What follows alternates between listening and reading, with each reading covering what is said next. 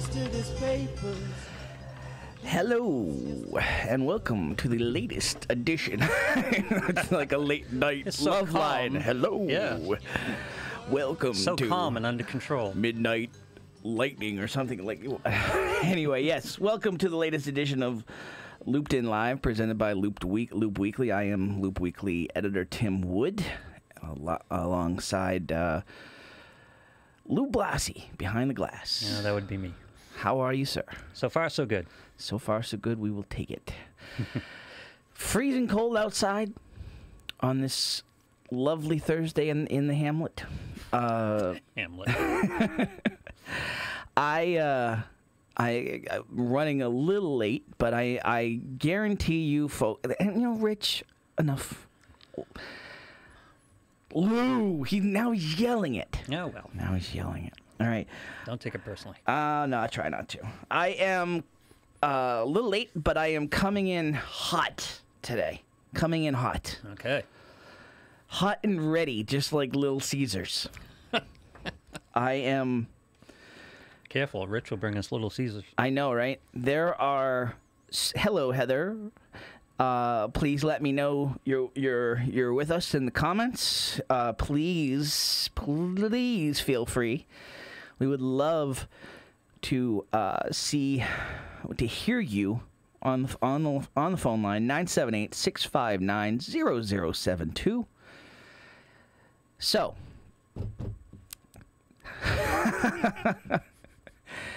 What were we talking about? where do we start? Yeah. I don't know where to start today. So, as I teased on the Facebook and the Twitter and the YouTube teaser, we will be talking police contracts, city politics, and Super Bowl Patriots picks today. So I was off last week. I was convalescing Yes. after a mishap with the pup, with Holly. Huge thank you to Dr. Jonathan Luscombe over at Peralt Chiropractic, who has got me feeling brand new. Yeah. Has gotten right to the heart of the problem in my back and my shoulder blade, and Chiropractors are underrated. they really are. I mean, there's a part of the population out there that doesn't believe in it, and I would say to you, I was probably part of that at one point. Yeah. And then when I was the general manager of the Savannah Sand Gnats, we would send our players there to the chiropractor all the time. Mm-hmm. And at that time, I'm still like the big club. I think we were the Expos at that point. They preached it. Yep. And I'm against it. So I finally had a little issue myself, and I decided, wow. Yep. You become a believer very quickly when you get in there. It's scary to have your neck cracked. Oh, I hate that. It is scary, but there's a reason your neck is cracking, and there's a reason your vertebrae are moving because they're out of alignment. My chiropractor is this 95-pound woman, and she kicks my ass. Really? Yeah. And I hate the neck snap. That makes me nervous. I have to work overtime to make myself loose enough to really get the full impact, to loosen up the shoulders and just let it be. Yeah. It's not easy. It's because like you said, the neck crack's scary. Yep. But then it happens. Oh, why was I worried about that again? No, between what he's done for my back, I have... Do you do muscle stimulation with you? Yes. That's the best thing in the world. Part of it was muscle stimulation, and part of it was just really grinding in there. Yeah. And then all the adjustments. And then the adjustments. And he also helps me. I have... Now I got to go back. I haven't been in a while. Yeah. You get me going. I have an overactive muscle in my arm, and it... Overactive muscle. Yes. Spasms? Yeah. But it tightens up, and it creates... Like a cramp. Well, it's like not even a cramp. It's just ongoing. It's constantly in a knot. Oh, wow. And so it creates numbness in my fingers. And he, again, gets in there and it hurts. Yep. Because he gets right to it. And but I come out of it and I'm a brand new person.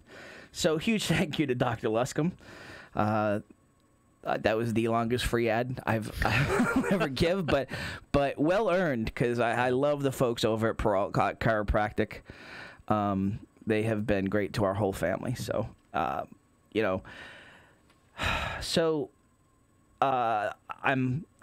off the DL. I'm back in the chair. Yeah, Joel, there is a joke there. Go ahead, have at it. There's some sort of joke. I know. Hello to DJ. Hello. So, okay. Let's start at the beginning. Yes. The police contracts. We are now in a situation since last we spoke on these airwaves. Yes, I need a recap. Yes. Since last we spoke, we have laid off 50 Methuen police officers pending civil service review. Mm-hmm. We've also laid off some of the... nothing's really happened at this point. Slips have been distributed. Slips have been distributed. But the officers are working. The officers are working. Yeah. It usually takes 3 to 4 weeks for the civil service review to happen. Right. The patrolmen are threatening a lawsuit because of just unfair practices in terms. Now, see, who are they suing? The city. The city or the Superior Officers Union? The city, okay. Because of the way that the cuts were made. Yep.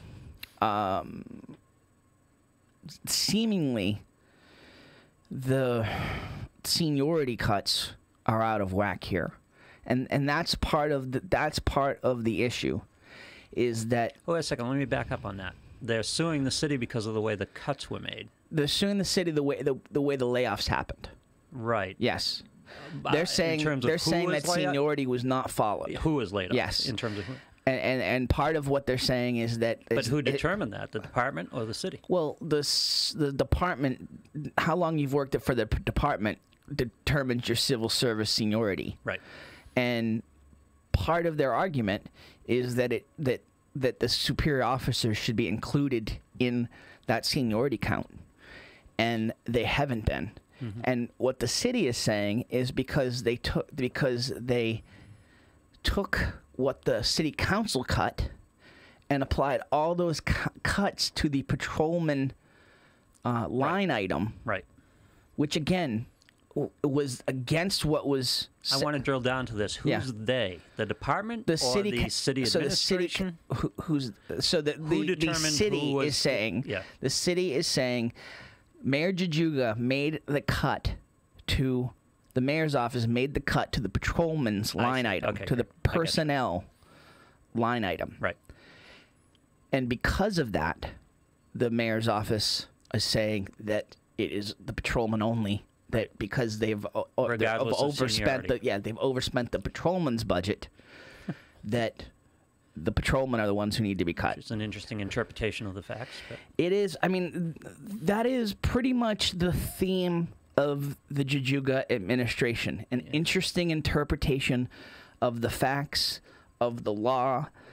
That is pretty much the ongoing theme. Mm-hmm. They have an interesting interpretation of the city charter when it comes to saying that the city council doesn't need to review the contracts, right. And so they're spending whatever they want on contracts and not putting them to city council review as per the city charter. Over 50 grand or something like no. That? Just no, the city charter says so. Now the city council had set it at 50,000, but then when Mayor Jajuga started abusing that and not even putting those, that's the interpretation backed up by the city solicitor, who we pay to have legal opinions, who works for the city. Right. The mayor is saying no. He hasn't named the the ordinance that he's Right. following, Right. that they think. They're making a His mockery, Interesting interpretation of the charter. and they're making a mockery of the executive branch. Right. Honestly, they're making a mockery of the office by just continuing to go completely outside the lines here, Right. and continuing to not communicate with the city council or the legislative branch, continuing not to care about public opinion, which I would assume as an elected official you probably would want to care about in terms, not so much. I mean, listen, you can't take a poll on every issue. Yeah. But when you have huge issues, you probably should take a pulse of the city. And the Yeah. pulse of the city says, A, follow the city charter, and B, get out of the way of this police contract situation. Well, remember, this mayor ran unopposed. Ran it up exactly. So we doesn't get feel particular accountability to public we get opinion. what we voted for. Yeah. Because no one wanted to run against him. Yeah. So you get what you get what you sow there, and that sucks. So why would he feel he has to worry about public opinion? See, okay, so and that's a great question, but my take on that is that you didn't get elected. You went in unopposed. You didn't get elected. So if you don't get elected, wouldn't you want to care about public opinion even more to actually get elected? Yeah. It's the field is not level. No, it isn't. Yeah. It isn't at all. Now, so in that interim, so now we've cut. Now the mayor's office has told the police department to cut 50 officers. Yeah. So I just want to intervene here real quick. And Yeah. Jason Marco's on here. I know you had back surgery, Jason. I hope you're on the mend. Appreciate you listening. I would agree with Jason. I'm still proud of my city. Yeah. Like you can't let one guy completely ruin like whether you're proud of your city or not. Okay, it's not doesn't make you proud to see how our city's being portrayed. Well, it's like my approach to teachers. I separate teachers from the teachers union. Yeah. You can separate the city from the city government. Yeah. So because they are two different entities. Absolutely. You can have, and see, this is the thing. Even within this police contract situation, you can still be pro-police. Yes. And be very disgusted by this contract. Pro-fiscal responsibility. Pro-fiscal responsibility. It's like it's not as neat as everybody wants it to be. Or some people want it to be. But that's how things are argued in America in 2019. Oh, absolutely. If you disagree, you're evil. Get your sound bite out there as quick as you can, and then if you disagree with it, you're evil. I mean, and that's unfortunate. So here we are. Can I ask a rhetorical go question ahead. here at this point? Yeah. And not even sure I want you to answer it, but it just becomes curious at this point. What is the loyalty to this police contract that the city would be dragged through what it's being dragged through to preserve it? What is... Lou, it's one person. It's the mayor and the mayor's son. The mayor, if the mayor gives any ground here, the mayor's son is demoted. I know Occam's razor suggests that's the case, but it's hard to believe a person of the mayor's savvy and experience would go to the line to this extent simply for a few bucks for his son. I would typically agree with you. Yeah. But his history over this past year, that is exactly what it is. That's all he's shown at this point. He's shown no savvy, first of all. He has shown no savvy in how he handles the council in terms of building consensus or even interested in building consensus. He's shown no savvy in diplomacy. He's shown no savvy in public perception, in communication, in getting things done. Now, you know, there are actually things getting done. You know, there's, you know, this New Balance thing and this New Balance factory on Lowell Street. It looks like it's going to happen. That's a good thing for the city. And, you know, they're to be applauded for that. But in, like, this core issue is absolutely paralyzing 90% of what could be getting done in City Hall right now. Yeah. And I mean, this is a huge bonfire. Yes. And what is it? What is the value to it that makes? And it's not just a bonfire locally now. Okay, now we've got state oversight. Okay, and that's because of the $4 million overspend on the schools, right, and the money we borrowed. But now that they're here, they're looking at this police thing, going, "Are you guys for real?" Yeah. Pension issues. Other cities and towns are going to have to deal with this contract. This is a new precedent. It's a new standard. This is going to enter into negotiations with public unions all across the Commonwealth. It is, and so, you know, there's a lot of questions. Why is the mayor so stuck in the sand on this and just holding the line on this? Why has he been not interested? And how did we get from him on this show saying this contract is 0, 2, and 2 and I'm holding him to it? Yeah. To this stage. Yeah, exactly. How did that? What is the trail of breadcrumbs that leads a man from that statement to where he stands today? No, and it was... It's unfathomable. His take on it was, we made the best deal we can, and... You know, maybe there's some logic to that. But the problem with that is... So, I spent about 3 hours on the phone this week with state pension experts, of various folks. Yeah. Maybe 4 hours. Because I really want to understand, because the pension part of this is at the crux of this. If this was just about salaries, year-to-year salaries, it'd still be bad. There would be a deal done. Yeah. Okay? It would still be bad. Yeah. But like I said, you know, months ago when they proposed this MOU, it probably is the best deal out there. Okay? That doesn't make it right. Doesn't make it right what the last council did or didn't do. And that's irrelevant to the argument about the $1.8 million. Because once you realize you're at the best deal you can get, which might be the MOU, the city still has to deal with those results. Yes. They still fiscally have to deal with that problem. And because the city council had no... he didn't take the MOU. He didn't bring the MOU to the council before he signed it. Yep. The council said, no, we're not going to support this, and we're taking $1.8 million out that would have funded this MOU. So, you know, now you're in a situation, the pension is at the crux of the issue, okay?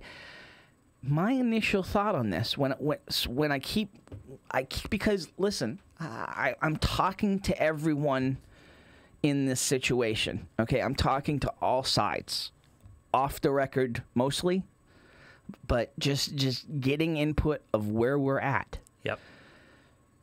We're at a stage now, okay? Much like nationally, where it was like, this shutdown's going to go on forever, and then all of a sudden, I don't know, it hit folks. It hit the powers that be that we probably need to make a deal here just to right. To stop people from losing their lives. Yeah. Losing their livelihoods. So we're in that similar situation here. And there is a deal to be made. There is a deal. Whether it's the unions that might acquiesce a little bit, or... Unions don't give back. Well, If you think you're gonna lose a lawsuit, it's not even so much giving back as the deals that are out there to made with the union are on the back end of this. Yep. Okay, it's not changing what happened. It's on the back end, giving them 0%, legitimate 0% raises. Yeah. In an extension of this contract. So there's that. There's deals with the union to be made out there.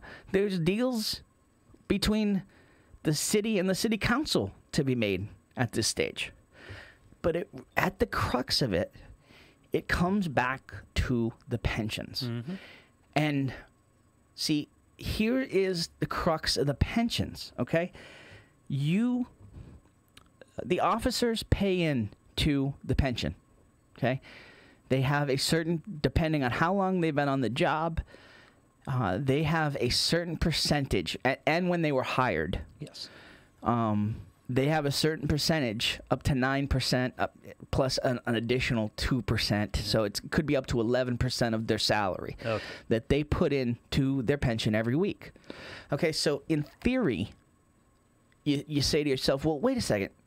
If the officers are paying into the pension, it's basically just a forced savings account, or a 401k that you can actually take before you retire, or when you're vested.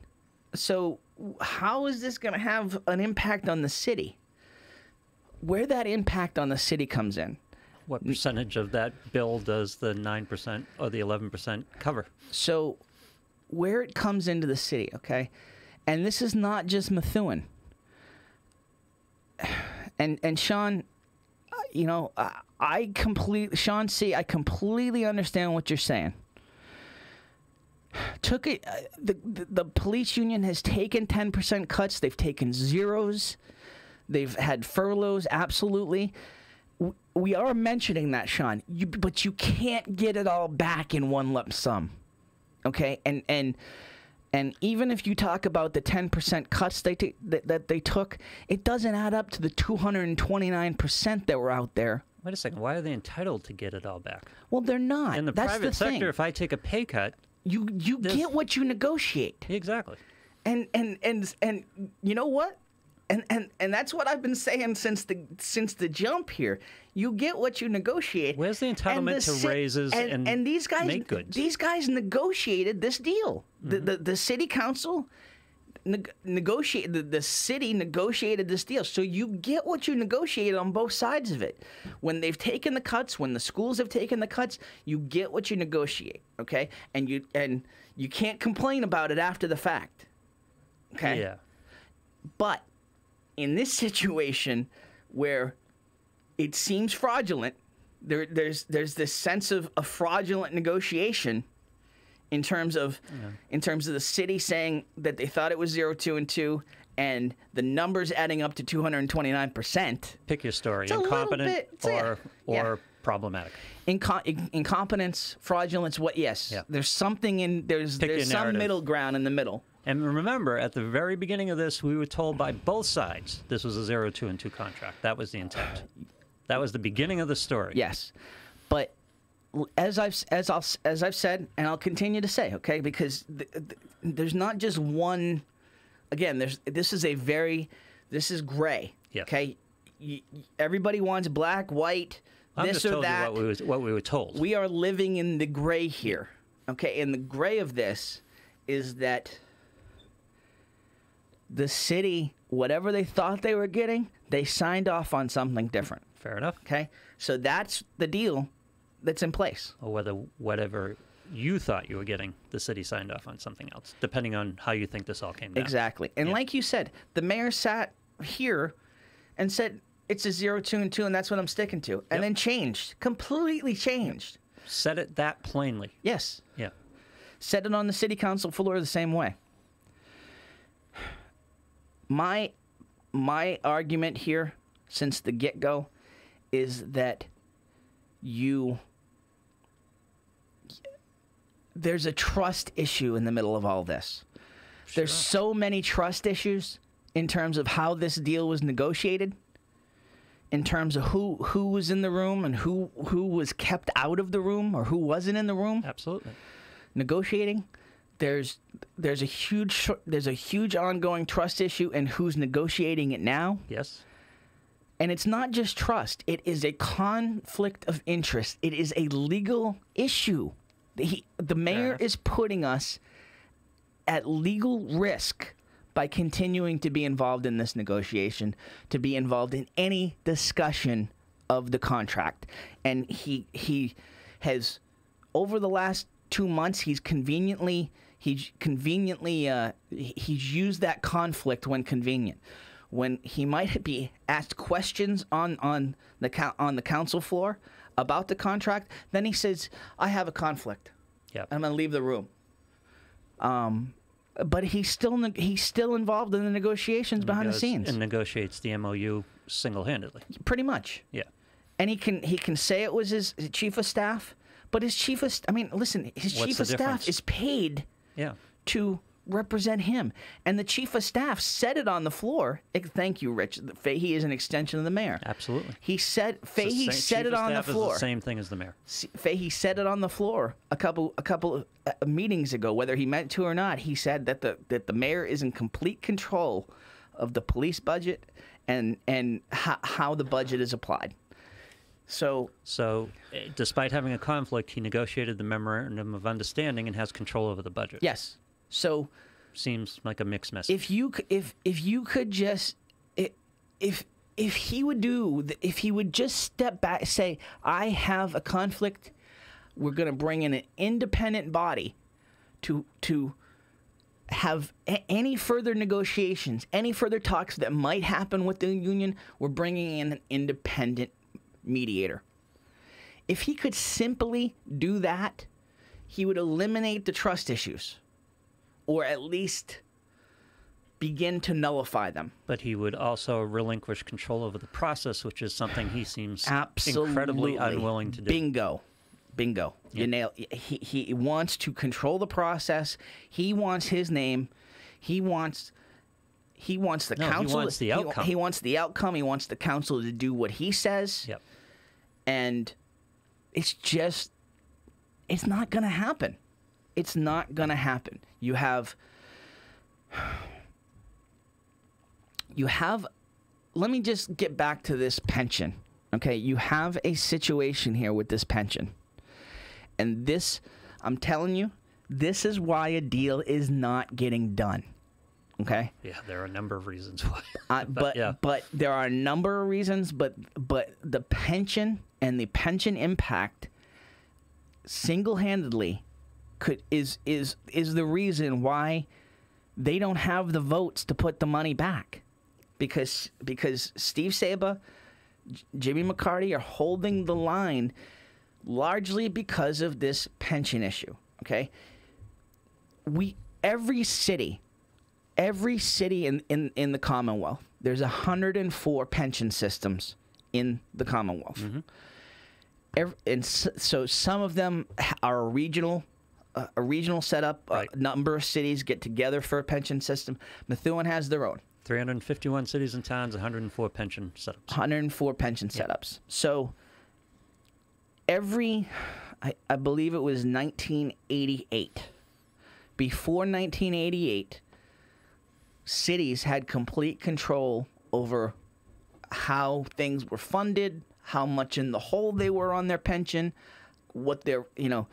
how they controlled the pension. Then they lost control of the situation and needed. In 1988, basically, and this was a nationwide situation. Okay, Nationally, union pensions are fiscally unsustainable. But they started to realize nationally that these pension funds are actually investment funds. Mm-hmm. So we need to treat them as such. They can't just be a holding cell. Right. We need to use that money, invest it, and use it wisely, because so many of these cities in Massachusetts, nationwide, were deeply in the hole on their pension funds. It's snow on the roof. You hire people for life, and you have to be aggressively invested to keep the promises that you've made to these people with the pensions. Rich says, I'm not sure that anyone changed the language, but that proper vetting of the contract language was changed. Okay? That is a fact. If you go from one contract, every other contract that's been signed in the last few years, the contract was changed. So I will just refute that point right there. In terms of the pension. And see, part of why we're not talking about this part of it is because it is an extremely complicated issue. Most of the council don't know the full answers on the pension, let alone a lot of the city folks don't know the full story on the pension. So when I've asked questions, when other media have asked questions about the pension, it's like, I don't know, I'll get back to you. So instead of that, I just went to some sources, went straight to the retirement experts. So, but it is an extremely difficult topic to fully explain. 88, they turned it into an investment situation, and they told every Commonwealth that you have to be fully funded, you have to be fully paid off. You have to have all of your liabilities paid off and be just to where you're fully in control of knowing your current numbers without any past liability. Right. Initially, it was 2030 that every municipality had to be in compliance. Okay. Then 2008 came along. Right. Okay. And absolutely crushed the investment market. That's right. Okay. At that point... And hollowed out the pension funds. Hollowed out the pension funds and hollowed out the ability of the municipalities to properly fund that by 2030. Right. So now they've pushed it back to 2040. And they've basically said, we're not pushing it back anymore. Oh, yes. You are to be funded by 2040. Yeah. So Methuen... Which is a joke, but yeah. Joke in terms of... No one's going to hold these cities and towns to that 2040 deadline. 21 years out? Are you kidding me? Yeah. But I mean... Because they're not going to be able to fund these pensions by 2040 because the pension burden just continues to grow like snow on a roof. But see, you can only kick the can down the road so many times, and that's what the state, that's what the federal level is saying. You guys have to come up with a fiscal responsibility plan to pay this off. Now, if you look at the plan, and the cities are subject to an audit every 2 years, right, by PERAC, P-E-R-A-C, the pension. I don't know, but it's a state agency. If you look at Methuen's plan, Methuen's current plan is to pay it off by 2036. Mm-hmm. And to do that, like, we have an immense amount of liability. Yes. In terms of pensions, okay? To do that, you not only have to fund the current responsibilities of who could take pensions right now, you also have to pay all the ones that we've been in the hole for decades. Right. So to do that, we're funding the current, but we're also paying like tens of millions of dollars to pay off the liability. That's right. Right now, we're at $12 million that we're paying off per year in terms of that liability. Mm-hmm. The biggest crux of this is that when they all make assumptions on how long careers are going to last, right, when people are going to retire, you know, if they're working till they're fully vested. Part of the problem now, the police, there's 4 different classifications of pensions. The biggest assumption they make is what the contracts are going to look like between now and 2040. Exactly, and they make that exactly. They have to make an assumption of how much raises, right? You know, how much they will get, how much raises will go up every year, and they have no clue. Well, you can make an assumption on the past. I understand, and so that's what the actuaries do, right? When you have this sort of situation where you have such such an extreme stressor on the assumptions, Right. where you have so many officers who could take pension based off of this contract. Now, as we've said in the past, pensions for the police and fire, there's 4 different categories of pensions. Police and fire are by far the most expensive in terms of the cost for a municipality, Right. Methuen included. Yes. The situation is when you put that much stress above and beyond the assumptions Right. in a short amount of time, you are creating such a spike in the assumptions that now we're going to go from where... Because it becomes compound from there. Exactly. Yeah. So now you're talking... We have an assumption of $12 million paid in past liability, but now when you add this much influx in terms of current costs, Right. that you can't pay off, now that becomes a liability that gets compounded. And now we go from where Methuen is assumed to be paying off $24 million by the end of it, to be done with it in 2036. Right. To where that number would be $48 million. Right. In theory, in terms of just Yes. working out all the numbers. And that's assuming we don't get another one of these contracts in the next 19 years. And where are you going to find $48 million in free cash? It doesn't, and that's why these pension funds have never been paid off, because you're taking on more than you can pay. Right.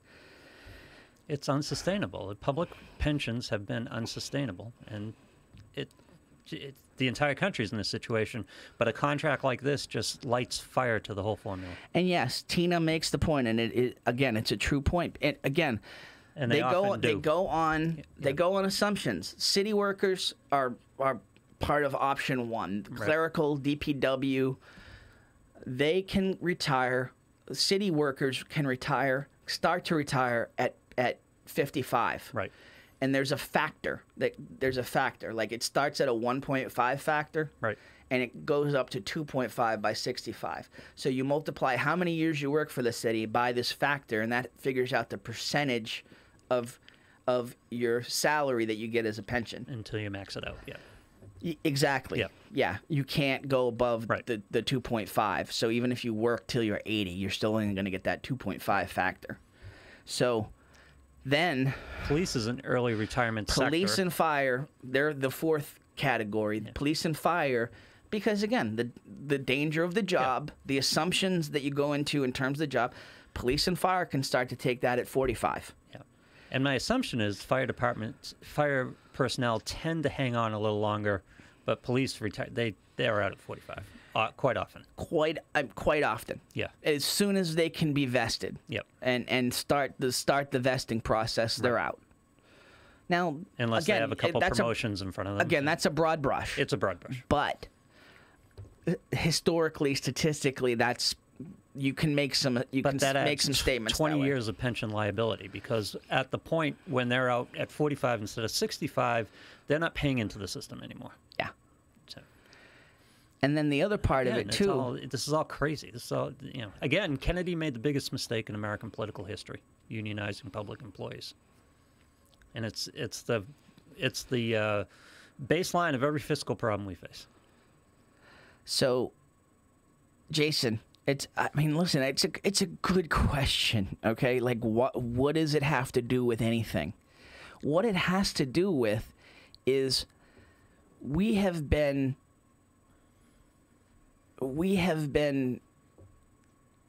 over committing to public pensions for so long that there's such, and it's not just Methuen, it's across the state, okay? If you are part of the pension system, you're not getting Social Security. It's one or the other. So this pension becomes everything and rightfully so for these workers. Yeah. But for these public workers. Public pensions, as you said, in this particular instance, are funded at a 9 to 11% rate. Yes. Social Security is funded at 100% rate. Yes. So let's not compare it. It's not. Yeah, it's not comparable. Yeah. Say it again. Social Security, it's not comparable because Social Security is where does the money for Social Security Are you saying come from? we get taxpayers? We get 100%? No, we fund 100% of it. Yeah. Well, they're funding it fully. It's just they're getting like 11% of their paychecks taken out. Yes. Up to 11% of their paychecks. But that being taken doesn't out. fund the entire. No. No. Not when you're turning around and paying 70%, Right. up to 70-80% of their salaries back to them as pension. Exactly. You know, so you have to count on investment, Yeah. and you have to count on a certain rate of return Right. on that investment, return on investment, and Well, everyone talks about Social Security and public pensions being a trade-off, and they're not a trade-off because they're different animals. They're apples and dump trucks. DJ Mike, yes. If you only work for the city, you're only going to get pensions. If you've worked elsewhere and paid into Social Security, you'll get whatever you'll get a percentage of years that you worked as Social Security. I don't want to speak for Jason, but what I think he's talking about is the contract issue is problematic because the contract issue, it's hard to back out of. Right now, we're talking about a response to the contract issue. In other words, we've spent this money. The Memorandum of Understanding locks us into a contract that gets us in fiscal trouble. How do we respond to that? And by the way, the $1.8 million in this particular budget is a drop in the hat compared to what this is going to cost the city. Eddie McKinnon, and I appreciate Eddie McKinnon's been consistent in his argument, and he's been very vocal in his comments, and I appreciate his stance and his take. It's just not as simple as take the loss, City Council.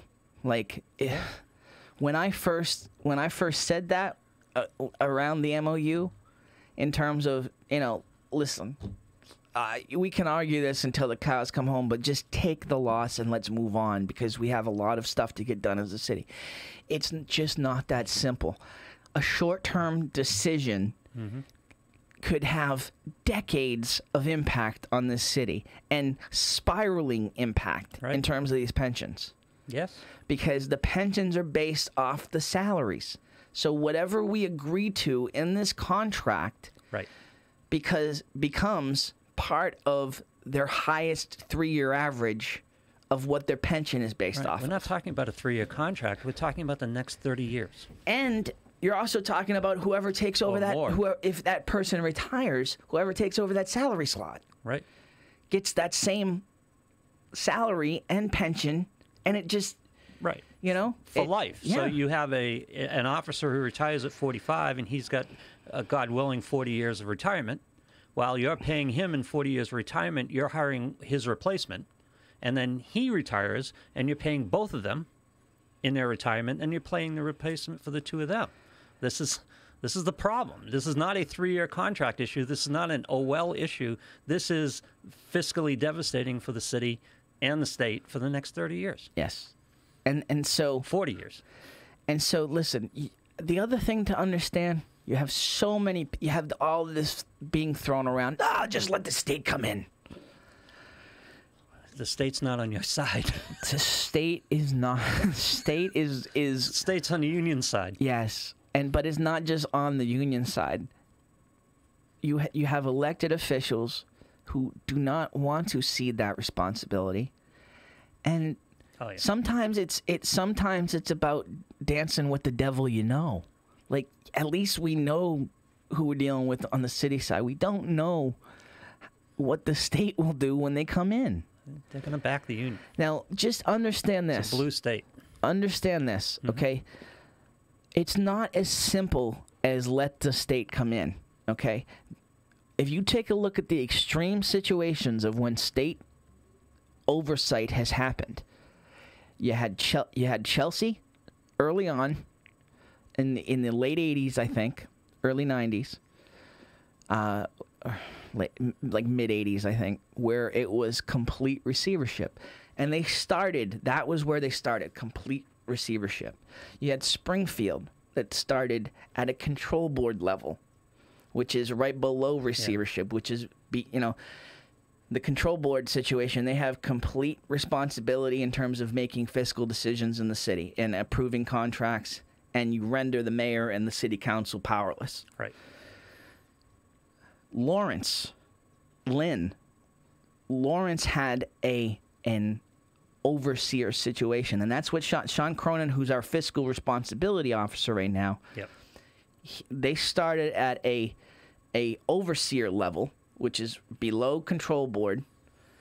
He has impact in the financial decisions, but not complete control. Right. He reviews everything, but not complete control. Then you had Lynn, which was fiscal stability officer, and Methuen. Lynn and Methuen both started on the same level, fiscal stability officer, where Cronin is essentially a consultant. Yes. He has no power in terms of decisions, but he consults. Yes. So, in other words, useless. Useless, but I mean, it's grandstanding. It's input. The city's here. Yeah. We're here. We're watching. They don't have to listen to it, but it's input. Yeah. But the city should listen to it because Cronin has input into whether the situation escalates. Okay? There has never in Massachusetts, never been a situation where the amount of oversight has escalated. Okay? Methuen would be the first case of... It's never escalated. It has never escalated beyond where it started. Yeah. Methuen would be the first case, and this is not history we want to make. It would be the first case of where the oversight goes to the next level beyond where it started. It's not going to happen. They don't want it to happen. Charlie Baker does not want this. Nobody in the state wants to get involved in this. He does not want his fingerprints on this. Exactly. Okay? And by escalating that level beyond what the city asked for, you now have your fingerprints all over this. You are now essentially signing checks as Charlie Baker for the city of Methuen. You remember the state's initial reaction to this was take this loan and make everybody shut up, please. Yes. That was the initial reaction. Take this loan, make everybody shut up, and get this damn police contract done already, will you? Yeah. That was the state. That was pretty much the state reaction. Make it go away.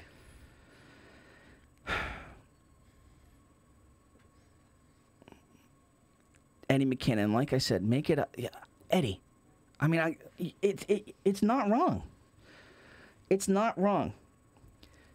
The idea of let's make this up in future contracts. If this was just about salary, yes, he's not wrong. Like, we agreed to this contract. We're idiots as a city. We agreed to it. And listen, I hate to say this, okay, because I do. I like and respect Lisa Yarrett Ferry, Jennifer Canan, Kazanjian, Vidler, all the folks that were part of this past council that voted this in. There were a bunch of folks like Canan, Vidler, Jajuga, Fountain, Atkinson that got pulled back into voting on this contract. They were going to abstain from voting. They got pulled back into the voting because of the rule of necessity. They had so many conflicts that they didn't have a quorum to vote on the budget or the contracts. Even if so, you get pulled back into the vote. Why did you vote yes? Yeah. And the point is, I thought it was 0, 2, and 2. You didn't know. And you're voting on the contract. And if you have a conflict, vote no. There's no right answer there, but I mean, this is some of the councilors, some of the residents are saying that like why did we vote yes? Why was it what was it? Why was it 8-0 yes with Fountain abstaining? Your job is to find out it's not 0, 2, and 2. Yeah. And again, you can call it incompetence, you can call it whatever you want, but from the negotiating process, from the mayor through the auditor, through the city council, apparently no one caught this, was clearly and monstrously not a 0-2-2 contract. So which side, what side do you want to take? What's your story? Incompetent, or, you wanted the contract to be what it was? There's only two conclusions. Either way, the taxpayers get railroaded. Yeah. And it's a mess. Yeah. It is a mess. And I'll tell you why I go against incompetence. Because again, the beginning story here was everyone thought they signed a 0-2-2, in which case a fix for this problem would have been quick and easy. Write up a 0-2-2 contract that we intended to have. Nobody intended to have a 0-2-2 in this party. No one. Because if both did, as they told us they did, the fix would have been easy and quick. So then it comes down to who did it. Because, listen, somebody did this. Somebody put that language. And it's one of these points that we've all forgotten because it's a situation where we can't go back and fix it. So let's just move on to other issues. Fix what we can fix now. I forget on whether it was the show when we had Zani on or the show where we had Jajuga on. I asked the question, who wrote the contract? And I believe the answer was the union. The union. Wrote the contract. The union. And listen, folks like Eddie McKinnon have rightfully made the point. We start high in the negotiation. By the way, if you're negotiating with somebody, why would you let them write the contract? It's crazy. I mean, that was nuts from the get-go. You write it up. Yeah, you write it up. We'll see how it looks. Yeah. And especially if you're going to let them write it up, wouldn't you absolutely go through it with a fine-tuned comb? Absolutely. I mean, come on. So like, do we all want to believe it was incompetence? But somebody put this stacking language in that contract. Okay? John Waronker, there's culpability all around. Let me ask you this, because I don't know the answer to this. The stacking mechanism that you talked about, was that a product of the contract, or is that a product of the agreement on a state level? It was part of the contract. They made it. So this doesn't exist elsewhere in the Commonwealth? No. Well, I can't well, I mean, say that for sure. It doesn't exist as a statewide policy. No. Oh, no. Okay. It is not a statewide policy. This language was put in specifically because the union has felt taken advantage of in the past. Okay, so now we have a situation where patrolmen make this, then you have the sergeants making the base of the patrolman plus. I was assuming this was statewide boilerplate. No, this was this is no. Okay. This is not boilerplate language. God.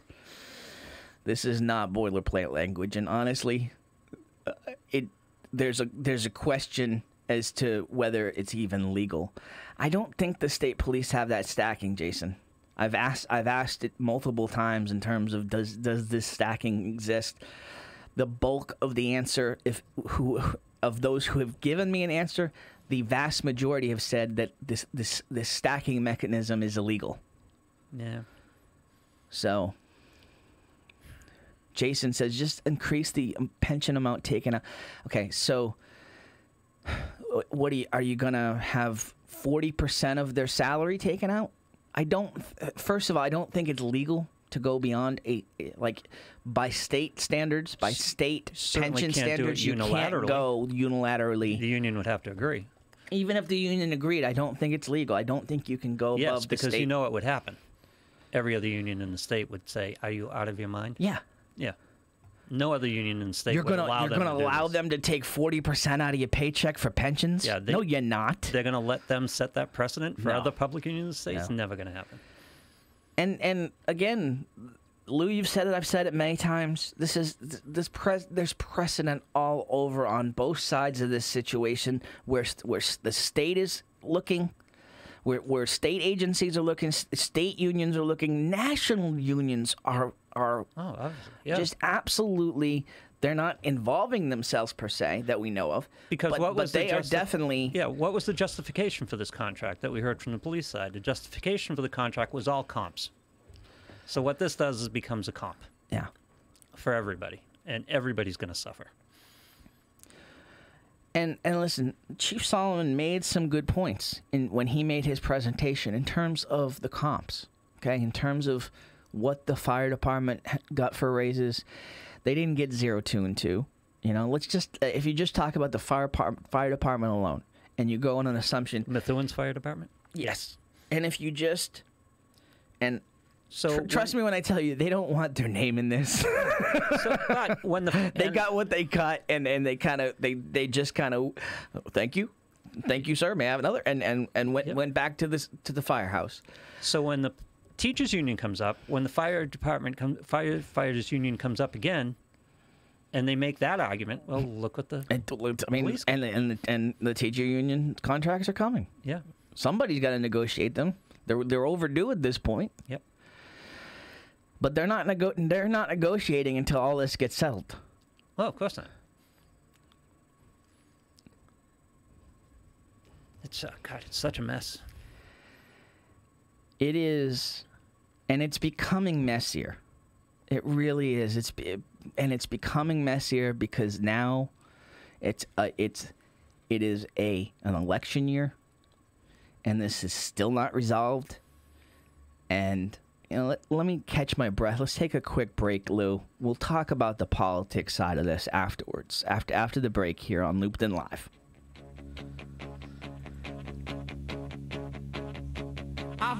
Everyone is cashing in on social media, and all marketing roads lead through social media. If you want to make a splash here in the Merrimack Valley, you need to tap in. This is where the new CEM podcast studios come in. Of course, you can spend your time, energy, and money learning how to wrangle technology to make a podcast instead of running your business. Or you can invest in telling everyone in the Merrimack Valley, Massachusetts, New Hampshire, Maine, the Seacoast, or everywhere in the world about your great business, product, service, or yourself. The CEM Podcast Studio is a local audio and video studio dedicated to the craft of podcasts. Their studios feature state-of-the-art recording and mixing equipment designed specifically to produce the best audio and video podcast. Best of all you need to worry about is your show, your business, and your brand. We do the rest. Call 978-686-9966. That's 978-686-9966 to schedule a no-obligation tour of the CEM facilities and meet with a podcast specialist. Or go to CEMpodcast.com to find out more about podcasting services. CEMpodcast.com, your window to the world.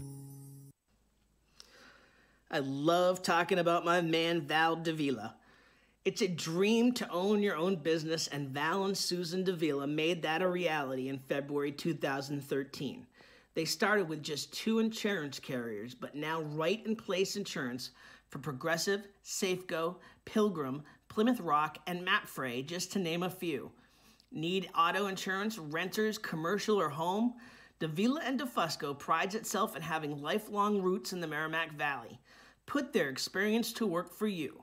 Visit them at 225 Broadway or call 978-241-7950 for a free quote, or visit them online at daviladefusco.com. All right, a big shout out to the folks over at AFC Urgent Care. They've been big supporters of us since the beginning as the title sponsor of Ranger Nation Radio, and we are big fans of theirs. AFC Urgent Care, the right care right now. You'll never need an appointment. Got that persistent cough and cold, that cut that needs a few stitches, or need a sports physical and don't want to wait weeks to get into your primary doctor? AFC's streamlined approach helps you be seen quickly and feel better fast. In Methuen, in the Merrimack Street Medical Professionals Building, 380R Merrimack Street. In North Andover as well, in the Burton Grill Plaza. 8 to 8 Monday to Friday, 8 to 5 Saturday and Sunday. Go to afcurgentcare.com for more details.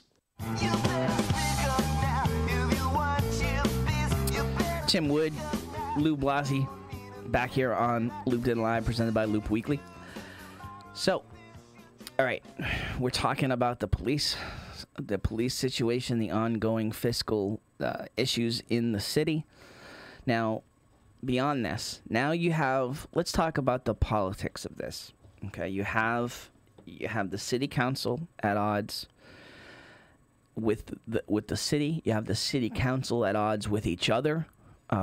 You have an election year in the middle of all this, and as I said before the break, this is all, like, no one could have thought this was going to bleed into the election year. Like, how in the world has this situation not been resolved? lack of leadership. That is why it hasn't been resolved. It's like whatever position you start on, you need to read the room, read the situation, and adjust and compromise. And the mayor will tell you that was compromise. Okay, that was compromise coming off of his 0-2-2 stance to this to this deal. And he might be right, but first of all, we've said this before. You have this chasm of where public workers were versus where they are now, and the residents are just fed up in terms of you had for decades you had where public workers were getting a decent salary. They got very good health insurance. They had job stability, and they got a pension. And we could all relate to that, okay? Because it was like, you're probably gonna make less as a public worker, but you have job security. You didn't make more than the private sector. Now, while the private sector's suffering in terms of health insurance costs going through the roof, pensions non-existent in the private sector. Right. Now you have a situation where public workers are making more money than many in the private sector. They have this, in many cases, they have suffered far less in terms of rising insurance costs than the private sector. Sure. They are still getting a much better deal on their, and it still costs a lot comparatively to where it was decades ago, but they're getting a better deal in the private sector on their health insurance. They have job security, and they have a pension. So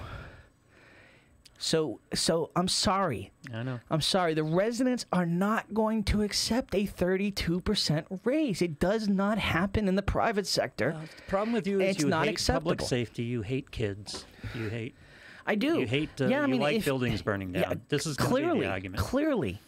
Every I mean, time I that's- stand up at a teachers union contract, every time I stand up in a negotiation, is you hate kids. I go, no, I have two of them. My ex-wife is an educator. I understand what the education thing is, but on the other side of this, there are fiscal realities. I mean, Jason, yes and no. I mean, you have private sector companies with tens of thousands of workers that are still paying way more, making their workers pay way more in insurance than public workers have to pay. Yeah. Even if those private workers are unionized, you still have still far more of a burden on the private sector than the public sector. So yes, it is. It's like if you. I probably shouldn't put this out there, but one of the biggest things that I negotiated in my divorce settlement with my educator ex-wife was staying on her health insurance. Of course. Because it's a much better deal. Of course. Yeah. I'm on my wife's health insurance. It's a much better deal than I had with my past employers. Yep. I worked for Time Warner. Okay, you talk about a big company. I worked for Time Warner, and my wife's company, who had probably 40,000 less employees than my company had a better health insurance plan. Yep. So it's all about how much of a burden the private companies are willing to take on at a corporate level, and more as generous as a person may be, those corporate folks are saying, "Oh, we can't do this." And then when Obamacare started to regulate the benefits that you had to give at the price you had to give them, corporations just turned into situations where we're hiring less people we have to give health insurance to. Yep. It's one of those few situations, and I don't know what. At least it's something in terms. I don't want to go down this rabbit hole on Obamacare, but I mean, it's one of those few situations where when folks say thanks, Obama, I can actually say, you have a point. That wasn't. Yeah. It was a better deal in some aspects in terms of getting more people coverage. Didn't but, really work that way. I'm not. Trust me, I'm not going to sit here and argue Obamacare. But the problem is this wasn't the merits of Obamacare. Yeah, and this wasn't a retrospective. You look at it and say that was just so incredibly poorly structured, and the premise is so bad, it's ridiculous. We knew this before. Yeah. This was obvious before going in. We knew exactly what the results are going to be. So now you have a political situation, okay? Because we're in an election year, okay? Steve Saba, Jimmy McCarty have stayed consistent with their view from the get-go, okay? They were against that deal, and they pushed to have that 1.8 million taken out. And at the time, they had majority support from Jessica Finicaro, from Eunice Ziegler, from Ryan Hamilton, from Joyce Campagnon. So, by the way, if there's one party that should just accept the result and move on, it would be the police department taking that $1.8 million cut, because it's a drop in the budget, a drop in the bucket compared to what the costs are going to be for this contract. yeah. It's a minuscule fraction of what the costs are going to be for this contract. Now you have a situation where when these cuts were made, when the layoff notices went out, and even before the layoff notices went out, at the last council meeting, okay, you had Finicaro speaking and talking about how this is awful, and talking about how there's been zero communication, all of the same talking points about how there's been zero communication. And then she tried to bring up how the behind-the-scenes mess of why they weren't allowed to have a meeting with. They wanted to set up a meeting and a committee to have a discussion, even though lawyers were telling them that it would violate collective bargaining to say a word in a room.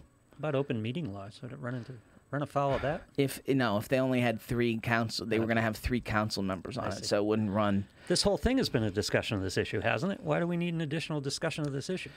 And so from that perspective, like, we want to do everything we can. This is not for the council to solve at this point in terms of this contract being messed up and any negotiation of it. Right. It's the mayor. It's the mayor's office, the executive branch, and the union. Right. That's who negotiates this deal. Okay, you want to get everybody in a room to say that you did something. Okay, it was pointless at this stage of the game, and so it got voted down. And Finicaro tried to bring it back up, and then she accused her fellow councilors of backdoor politics, of being liars. All this at the last meeting. She was called out of order twice. Listen, I am fed up with all of this politicking on the city council. Okay?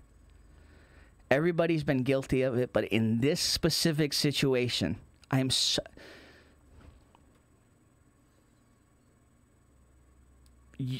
You have female counselors who have done an outstanding job in the past. And this should not be about gender, but the problem is that every time there's a problem, every time there's been a problem with Finicaro, she's brought it up and played the victim card.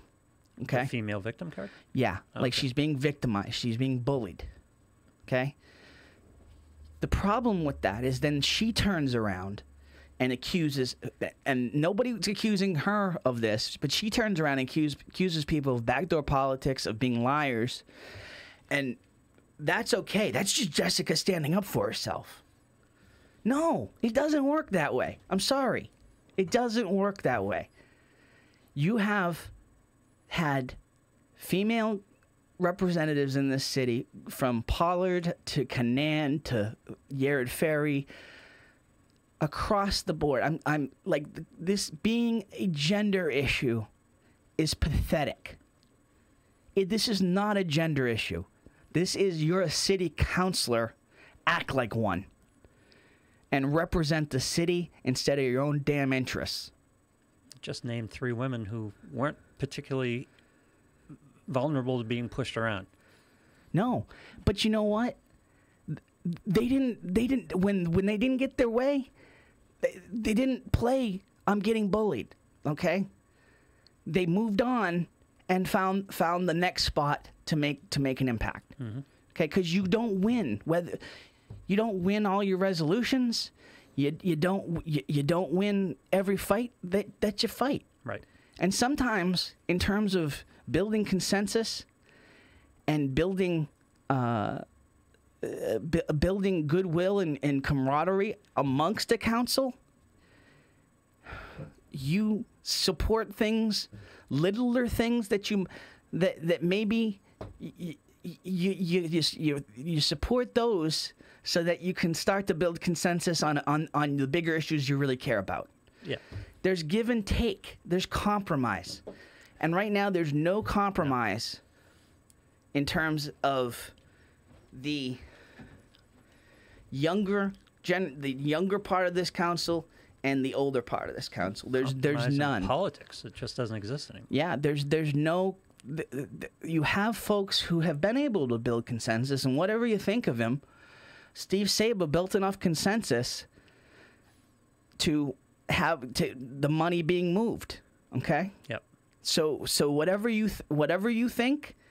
That couldn't have been an easy sell. It was not an easy sell. Yeah. Okay. And whatever you might think of him, in terms of power, in terms of consensus building, he reaches across to everyone. Okay. Except for Finicaro. Him and Finicaro are not talking. And so what happened at the last council meeting? Okay, Finicaro and Ziegler charter objected. Ziegler went on a great.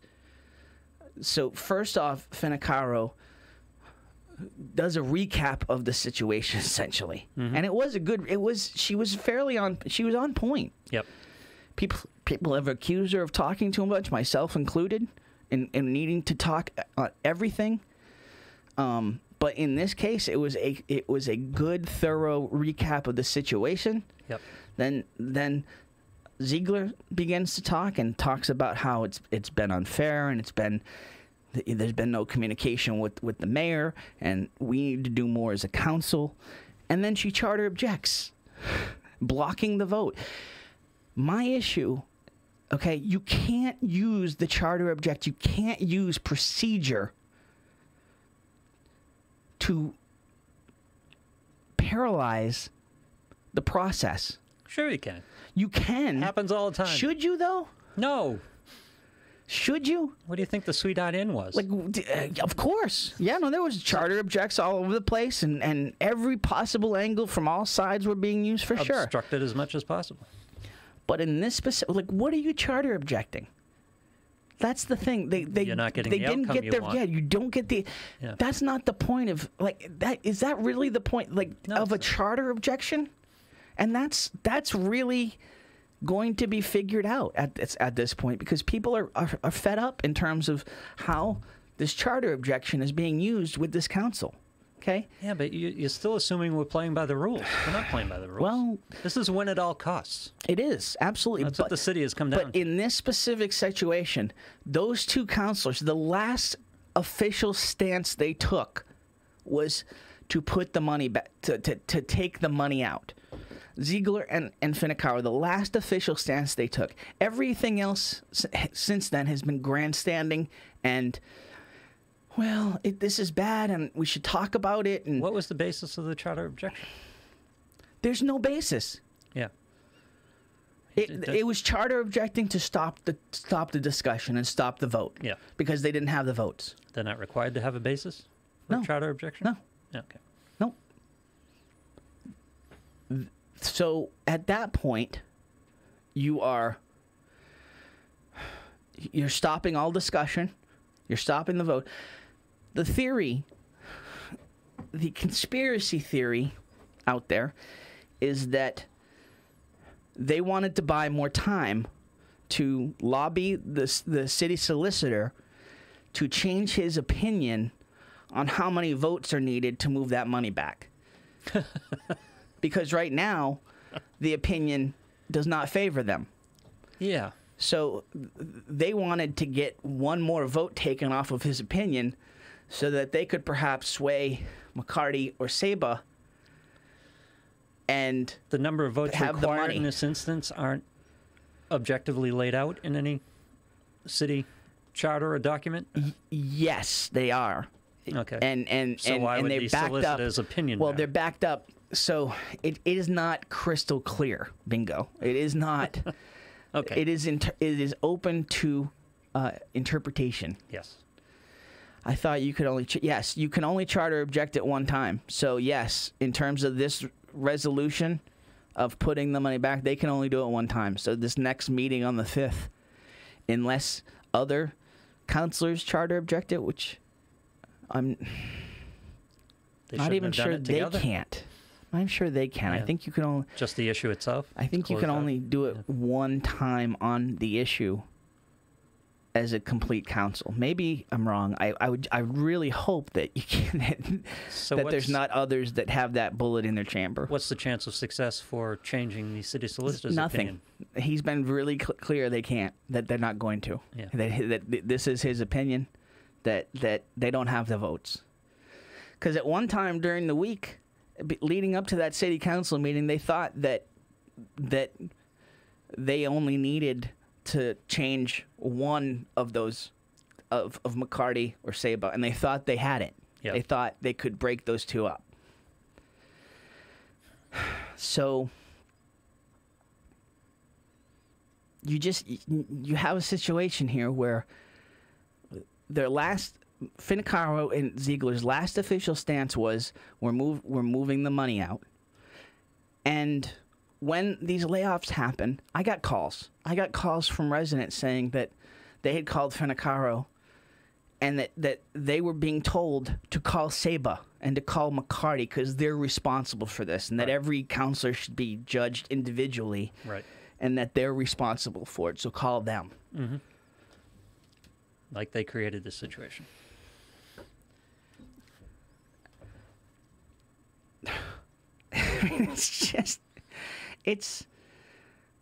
Again, I voted for her. I wrote a column early on, laying some things out that I was really alarmed by, and she took it. There was no constructive criticism in it. I was bullying. I was a bully. Yeah. It was constructive. It was meant to be constructive because I thought, honestly, that she had, coming in the door, I thought she had the kind of leadership that could be mayor. And I said it in the column. That's why I voted for her. I was really impressed. I thought, she's young. She's not even a taxpayer yet. She does not own a home. Mm-hmm. So she's lacking a lot of that adult experience that I want in an overall leader of a city. But down the road, she has a lot of the characteristics that I could have seen as the next generation of somebody I'd want as mayor. Yep. It's been a mess. It's been a mess. I will tell you specifically with what happened this last meeting. I'm fed up. I'm fed up with Finicaro. I'm fed up with Ziegler. I've tried to be kind of, give both sides of this. Yep. As a resident, you lost my votes. I'm sorry. Well, victimization, self-victimization, and ad hominem comes when you run out of merit of argument. That's what you go to. But what's her position on this? She's just she doesn't want the layoffs to happen. And by the way, She I'll doesn't. just go she on the doesn't record here. Nobody. But see, this is the thing. No one wants the layoffs to happen. No, but I'll go on the record here right now. I don't believe they have a will.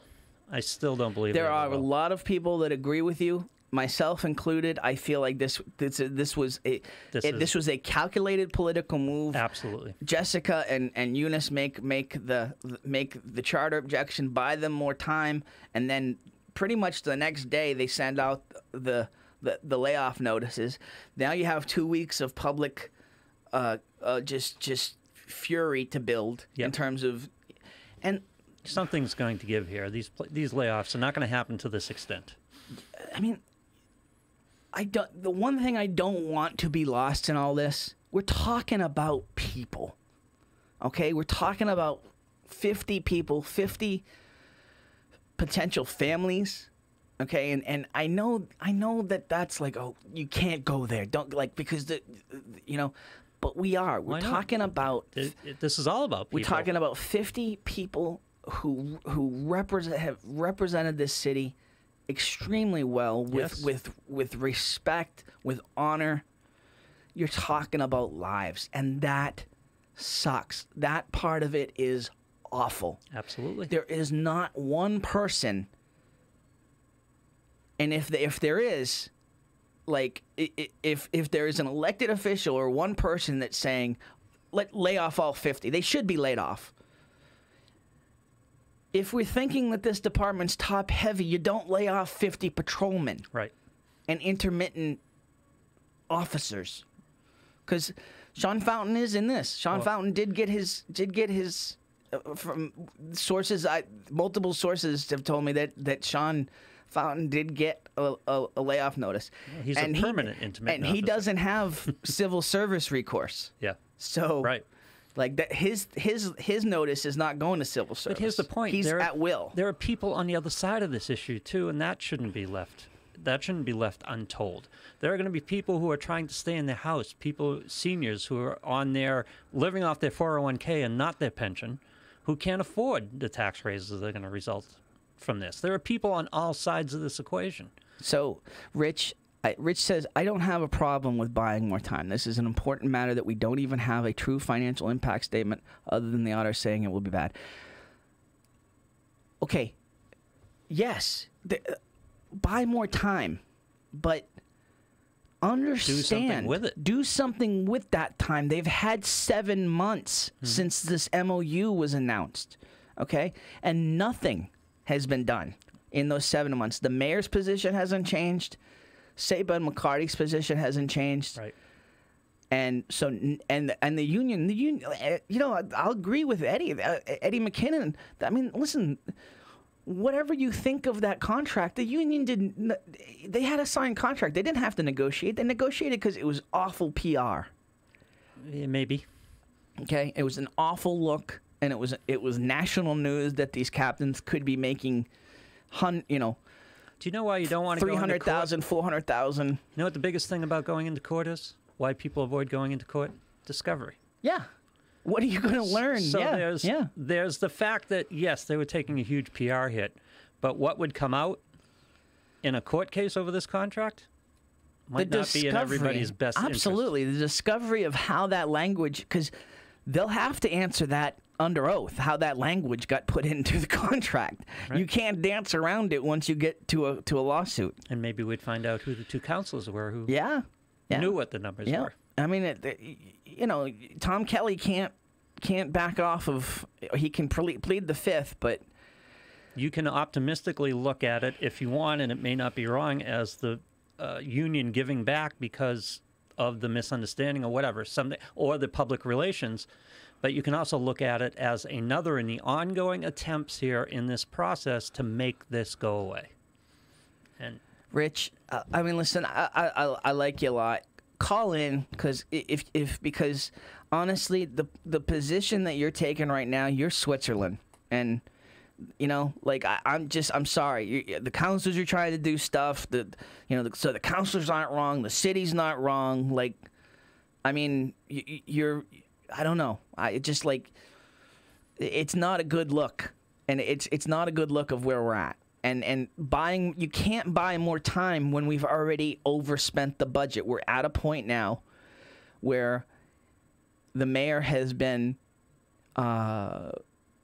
potentially illegally, this is what the taxpayer group feels, is that the executive branch has been illegally overspending the budget allocation, and to the point now where you've drained the personnel budget, so there is no more time in terms of how we solve this now. Okay, at this point, that's why we are at a point of layoffs. Is anybody offering anything new in this situation? Because that's why you want more time. And this is what I've said. Talking to all sides in terms of there are discussions. Noel, is the MOU okay? So and this is what you missed, Noel. I think you said you just tuned in.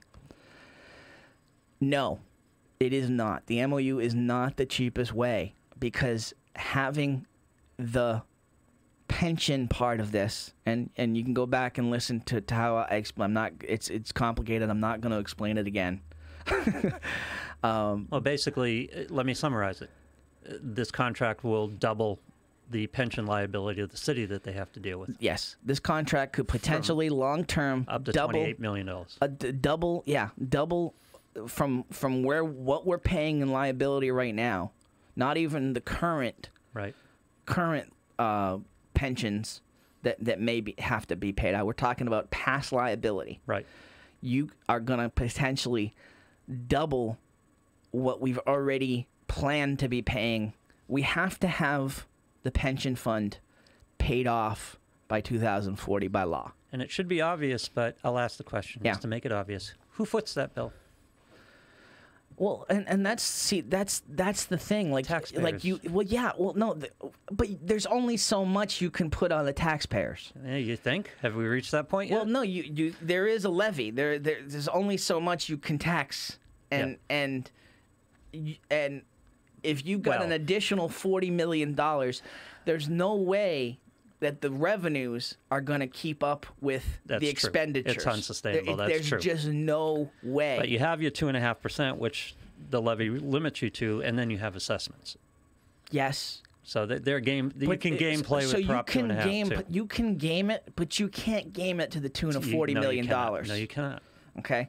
If we've got a $48 million bill due for 1 year of pension costs at the end of this, to be in compliance with a state mandate. Yep. But you can do everything you can. Where do you get that money? Okay. You can't get all of it, but what you can do. And again, the state has said, and whether it's stop or I'll say stop again. Yep. That's going to be answered in 2040. Yeah. But the state has said we already. It was supposed to be 2030 when these were paid off. We're giving you 10 more years. We're not giving any more. So pay them off. Right. But you have Prop 2.5. You have house assessments. You have fees. You have permit fees. You have excise tax. They can turn everybody in this town upside down and shake their pockets for the next 20 years. In theory, you can do that. Yeah. But politicians, no, you can only do so much before people give you the finger and either vote you out of office or move out of town. Really? How's that working out so far? It's not working out well in terms of people moving out of town. There's a lot of people moving out of town. I understand. And so these great housing values that are there in theory, they're going down the toilet too. Mm. So it's not working out great in terms of. Did I read this week there are some condo associations that are losing trash pickup? And yeah. They can take it out of your head. And you're right. There's a point where it runs afoul. But see, this is the problem with the whole system right now, is that it's unsustainable. Public pensions are unsustainable. There's just no way for cities and towns to handle them. Some cities and towns are further down the road of insolvency because of them, and Methuen just took a huge step. They just took a flying leap down that road. Noel said we plan to sell it. No matter where we make, and this is the thing, like we can disagree on issues, Noel, I respect your opinion. I respect the fact that you have the chutzpah to speak up. And so we have to have the discussion. Even when we disagree, we can respectfully disagree with each other. But to hear you say you plan to move out in April, that's a loss. That is an informed, caring citizen of this city that is moving out because the costs are getting too high, and the home values are getting too low. So it's like, get out now before the crash. Yep. And that's the way a lot of people are feeling right now. And yeah, to move. So right now we're in a situation where supply is not keeping up with demand in terms of houses available. Right. So that's why the housing values are up. If everybody all of a sudden floods the market with home sales, now you've got extreme supply and not enough demand, and then our home values plummet. So Yep. So yeah, Rich, you say you have to sell your house. We're in a situation right now at this moment that you are still going to be okay. You still have investors begging people to sell their house to them for cash. Wait a second. You still have those signs up all over the city. Aren't there 40 more units coming in? Sweetheart. So no, not yet, Mr. Sarcasm. When do those go on sale? But there are a ton of new units coming online here. Yeah. Like they're building all out down House Street. You know, Martin's Farm and Toll Brothers. Toll Brothers got a lot more homes coming online. Yeah. A, are we going to have enough people to buy them? And B, like, how is this supply and demand going to work where there are so many people where they feel their only recourse in terms of their frustration with the city is to move out? Yep. And you know, when you go to look at the house, they show you the tax burden and they show you the schools. And listen, the other part, other political part of this. Again, we're getting into election season. February is tomorrow. Okay, so we've lost we're down another month in terms of where you're going to hear all these people announcing. Okay, one person that I'm starting to see a lot of comments from online, commenting.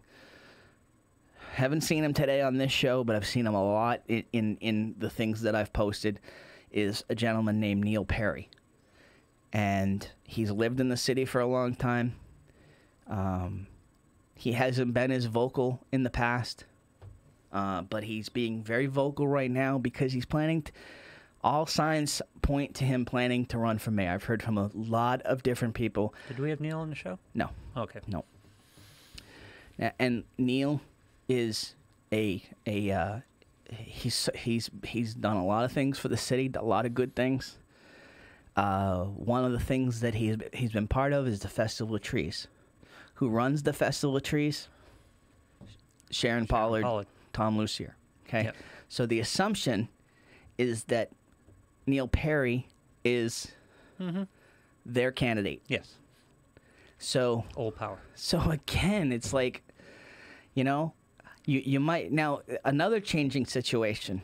Okay, Jana DiNatale, who writes for Loop Weekly. Okay, she was supposed to go to work for Diana DeZoglio's campaign because of salary restrictions, and there was a thought that they were going to be able to pay her a certain amount to be their her legal counsel, or to be I don't know what the official right, but it would put her legal talents to use.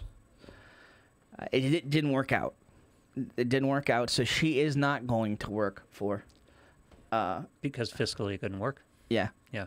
So she is not going to work by rules. In other words, she wasn't allowed to. Yes. Yeah. The rules in terms of what they're able to slot in to each position. Yeah, didn't work. Yep. So now she is contemplating a run for mayor. And there's a certain thought process that maybe Pollard. I mean, listen, it's like if you're the trainer in the Kentucky Derby, right? You know, Dwayne Lucas has like 3 horses in the Derby.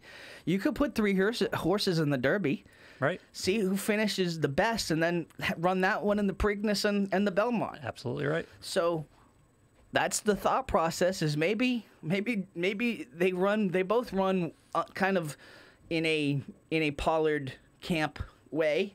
And you talked about people who have... And who makes the bigger impact is the one that they officially fundraise and back. And you talked about two people who have deep roots, and a large organization is probably too strong, but have some inroads, know some people. Yes. You're talking... So, I mean, with Perry, you're talking about old power. Yeah. Okay? I don't want to... In terms of... I like Jana a lot. I know her views on a lot of subjects. I respect her a lot. I don't know enough about Neil Perry, other than just to simply make the fact that he has connections with the Pollards, and that his comments online have been extremely pro-police and extremely anti-council on this issue.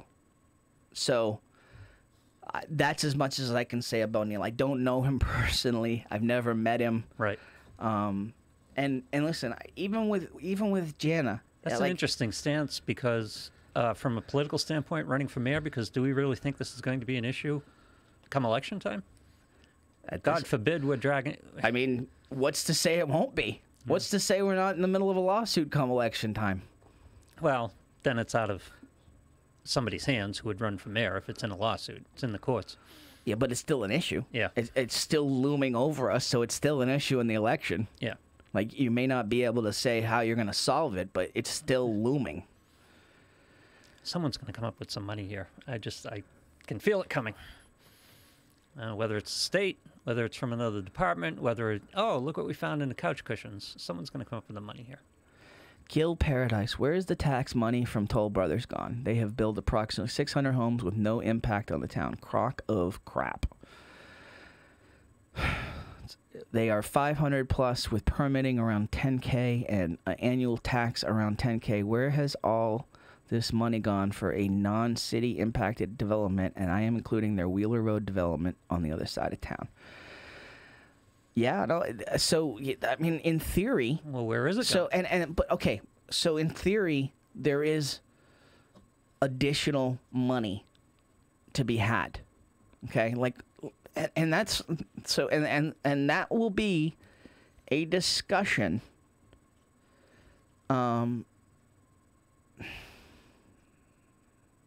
think Noel says I think a lot of citizens have become anti-council because of their behavior. Which behavior? Oh, behavior during meetings. She said, I can't argue with that. Yeah. It has not been a good look. It hasn't been. Yeah. You got and everybody, everyone is responsible. There's been infighting among every counselor on that council. Pretty much the only one that I might even be able to exempt is Vidler. Vidler always seems to be the voice of reason. She never seems to be too high, too low. She's been out of most of the police discussions. So she's pretty much the only one that I can't peg to an argument or something that seemed personal beyond and right. got a little too heated on the floor.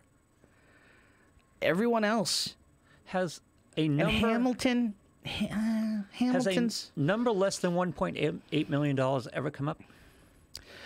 It's coming up now because that's part of the discussion. That's part of the discussion now is...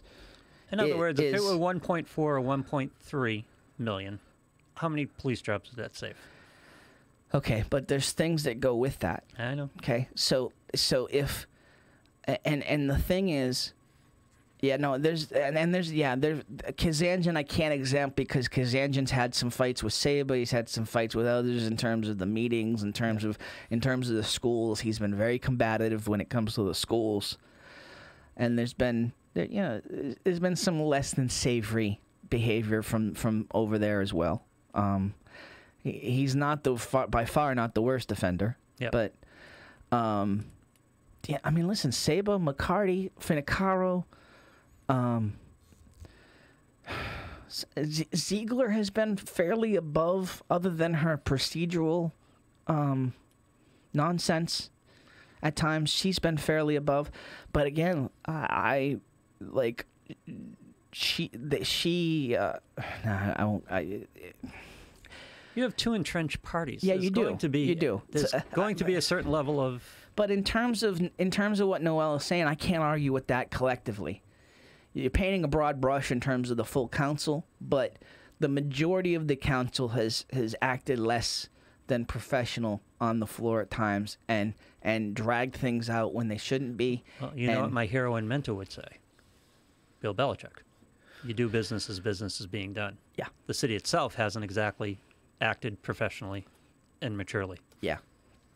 No, This isn't an environment that invites maturity. This environment, in terms of how the mayor has handled this issue, Right. has caused a lot of tension that has bubbled over on the floor. That doesn't make it right in terms of how the councilors have handled this, but the root of that tension at many times has been a lack of communication from the executive branch, has been a lack of leadership from the executive branch. Okay, I don't put all this on the mayor. And I'm okay? not there's a lot of blame to go around on this. And I'm not disputing Noel. I'm just wondering if his behavior, what he was referring to as behavior, was the city council's attempt to cut $1.8 million. Because I don't think that's behavior that should be. Yeah. I don't think it's behavior that should be criticized. In terms of cutting the money? Yeah. I mean, but there's a lot of people who do believe that move should be criticized. Like, why would you take the 1 point that it was just punitive? Sure. That it Why was not? just, there is a lot of people that are making that argument. What's your main job as a parent? Your main job as a parent is to teach your kids that actions have consequences. Yeah. You have to link action and consequence. Something has to happen here. What do you do? What's the alternative to that? To just say, oh, well, and just move on with this contract that is going to cripple this city for a generation. Yep. Is that what's expected here? Oh, well. The previous administration screwed up it's or also screwed us, whichever version you believe. And it's like, it's all fine. Older people lose their homes because their taxes go up. It'll be fine, no problem. And then when we get the teacher's contract, when we get the... But it's also how our main responsibility, part of our responsibility is teaching our kids how to treat each other and how to be respectful. I'm not opposing that argument, but I'm just wondering, I wanted to pin down his stance. In other words, her stance, was it that they cut the $1.8 million? Was that the behavior she was referring to, or the method with which they did it? It's the discussion, the way they discuss. Fair enough. Discuss. Yeah. I don't have a problem and with Noel and Heather, listen, I mean, Joyce hasn't been part of it in terms of just, everyone, not everyone's Irish on there, but in terms of what I talk about it's getting your Irish up. Like my parents would always say, don't get your Irish up. Yeah. Everyone's gotten their Irish up. Yeah. And it's not been, collectively, it's not been a good look. It's a major issue. It's fiercely being fought. It's been fiercely fought for months now. People are just sick of this. But let me just say this. That's when Irish gets that up. is another part of where the mayor should be stepping in, bringing the council together and saying, we got to stop this. We're not representing, this is not a good look He has no as position representatives. To do that. He has no position to do that. What do you mean? He cannot criticize the council for their position on this and the way they've handled Well, no, this situation. I'm just saying, in theory, this is what you would want from a mayor. Yeah. In bringing people towards compromise, consensus, solutions. Well, yeah, and he would have some credibility if he was seeking compromise and solutions. But Yes. he hasn't sought compromise and solution. Yes. He sought a police contract. He sought the money for the police union. So, and therein lies the problem, and there are so many levels to this.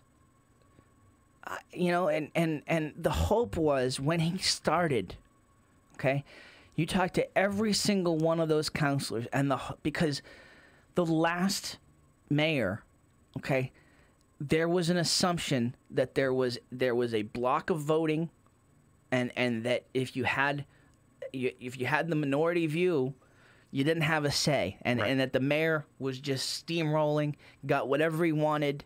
So there was a tremendous amount of hope that things were going to be different when this started, and there was a lot of discussion between. Yes, Ryan. I did come back on that. Yes, you have shown all your counsel. However you might feel about Ryan's stance on this, he did take a stance. Yep. And B, at the last council meeting, he did take a stance. And yes, the youngest person on the council has treated everyone with respect. So, what is that? I mean, right. Again, that's why it's sad that everybody's getting painted with a broad brush, but you are.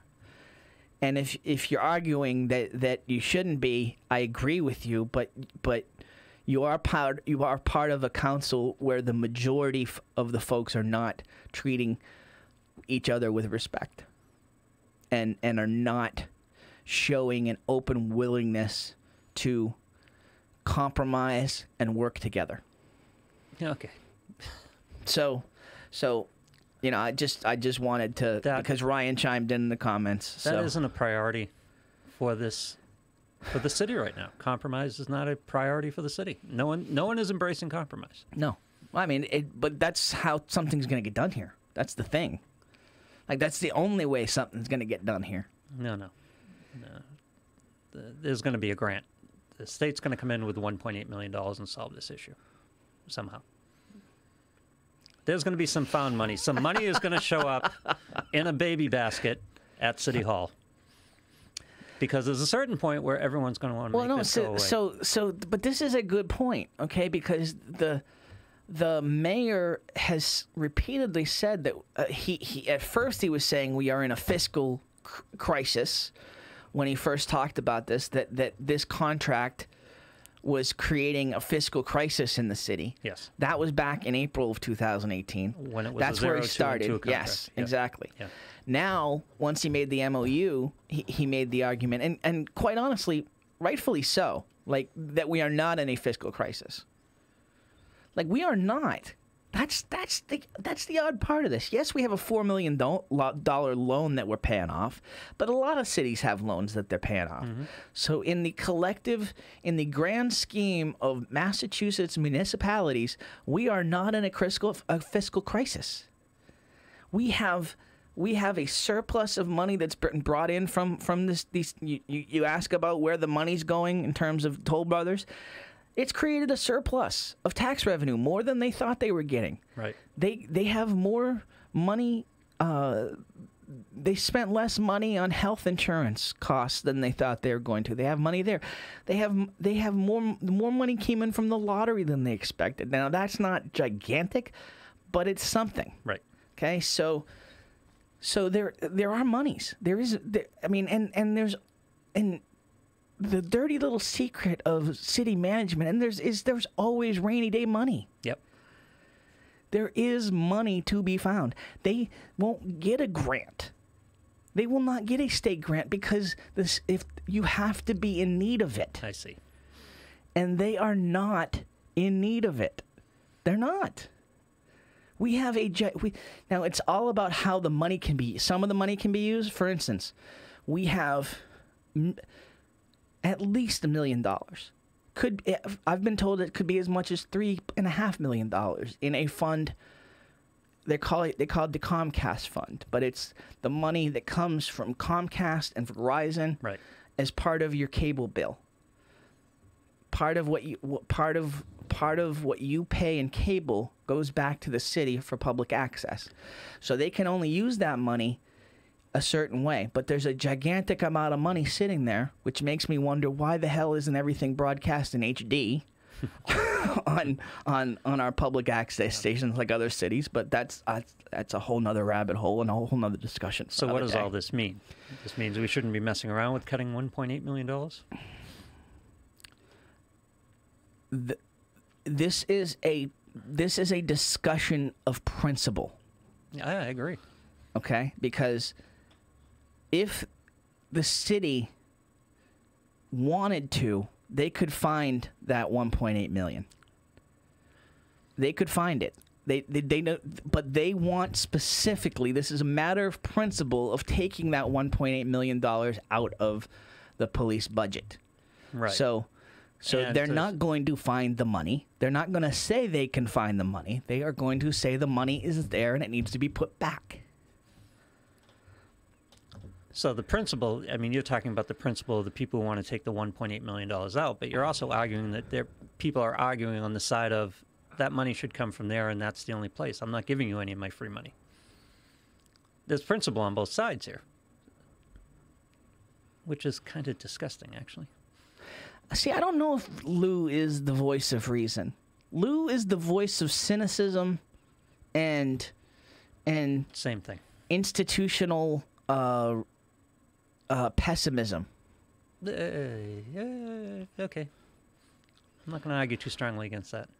I've lived in Massachusetts all my life. I see how this works. Yeah, the balance of the two of if Lou's the voice of reason, what does that make me? Like I'm unreasonable and Lou balances it?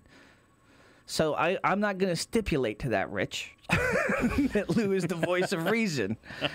Lou is a voice, and like Sean said, Lou is an institution in these parts.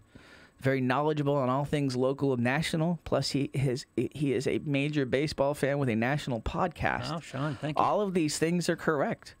It's not a podcast. It's Sirius XM. I'm not a. Yeah, exactly. Yeah, let's call it what it is. The world's biggest podcast. I don't need to tout my resume, but yeah, no. I've got some experience too. It's so not reason that's why we versus, started the show. It's not reason versus unreason. It's sometimes you still stick with the principles that we all idealize. In other words, everybody should be involved with what's good for the city, and not everybody who has a hand at this poker table is concerned about what's good for the city. As I've said before, the name of my company is Over Medium Media. The name of my column is Over Medium. It's how I like my eggs. It's how I live my life. I am hardened by 20 how the hell old am I? 27 years of professional experience in media, of working for national companies, of seeing how things get done. There's a tremendous of covering governments who are in some cases, you think this is bad here. It's I've been outside of this fishbowl. Yep. I've covered a lot of different cities, and it's worse in other cities and worse in other states. Yeah. But I still have that idealism, that romanticism, that optimism that we can ultimately do right where people have said I think people have said on this show, let's talk in November, you're going to be Lou. You're going to be Lou by November. Well, I don't know.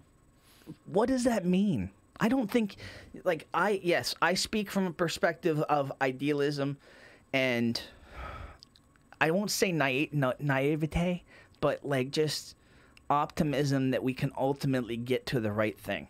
I don't believe the ruling party in the state has any interest in the right thing.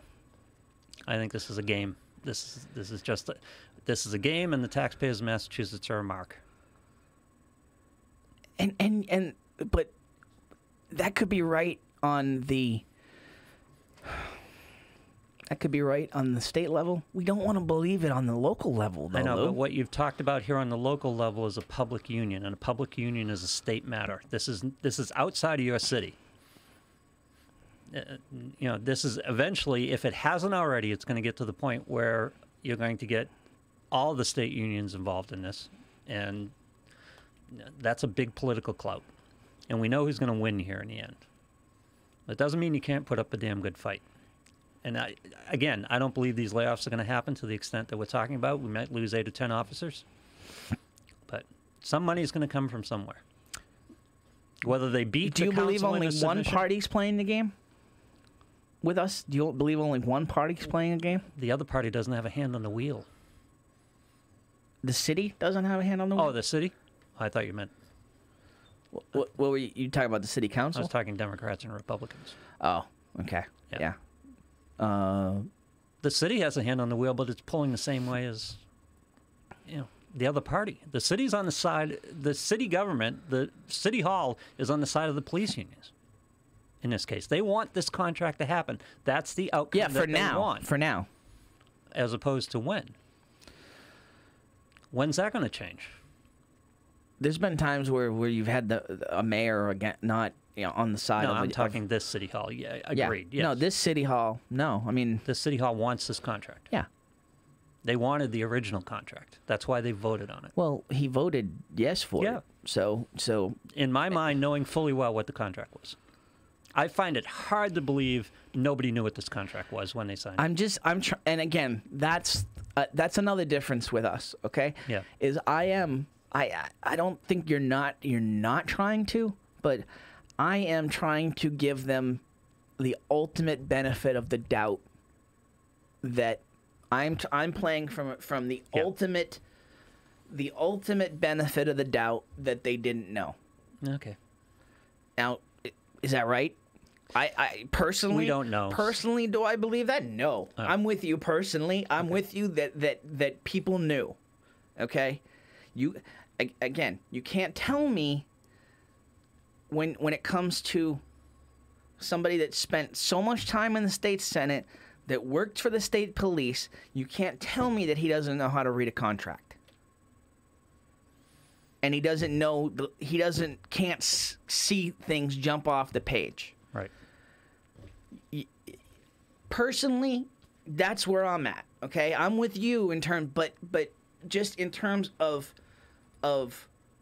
what I would hope is the situation, and as a resident, what I'm hoping the situation is, I'm going to that level of giving them the maximum benefit of the doubt, even in light of how he's reacted since.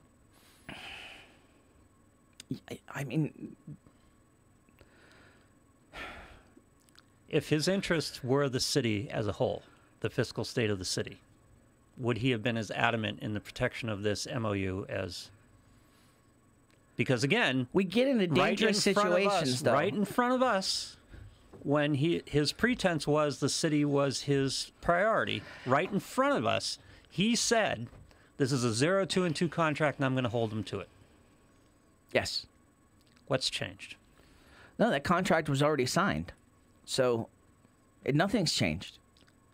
But what's changed in his stance now? Because as adamant as he was against that contract when he sat in front of us and told us, he's as adamant in favor of the MOU.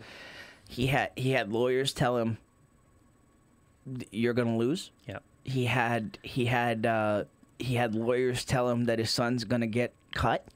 But that's an argument you run into. Well, okay, that's a different thing. If the lawyers are telling you can't fight this contract, it's signed, you go into the fight with a little different approach than he went into. You went into, listen, I understand what the problems are with this contract. It's counterproductive for us to fight it. It's counterproductive for us to go into court. We really have to deal with this. You don't go in calling everybody, names and running roughshod and being a bulldozer about this. Rich is coming out of Switzerland. He waited till last minute to take care of this. He went to the news media first and foremost and blamed the police prior to even making the deal. Absolutely, that's all fact in terms of how this is all played out. He can say he didn't wait till the last minute, but in terms of what we know of when negotiations actually started, like the first real discussion, like of real numbers and consequences being discussed, the first real discussion they have was the day the deal was done. Like the first offer that was presented from the city of real merit. Right. first offer, from what I know, from the city. 6 hours later, that's the MOU was signed. Right. So yes, from looking at that time, he waited till the last minute. Factually, he went to the news media first on so much of this, didn't even tell the council. The council had to find out his position from reading it in the Eagle Tribune. Right. And yes, he did blame. So that is all true. So okay. So what's the point here?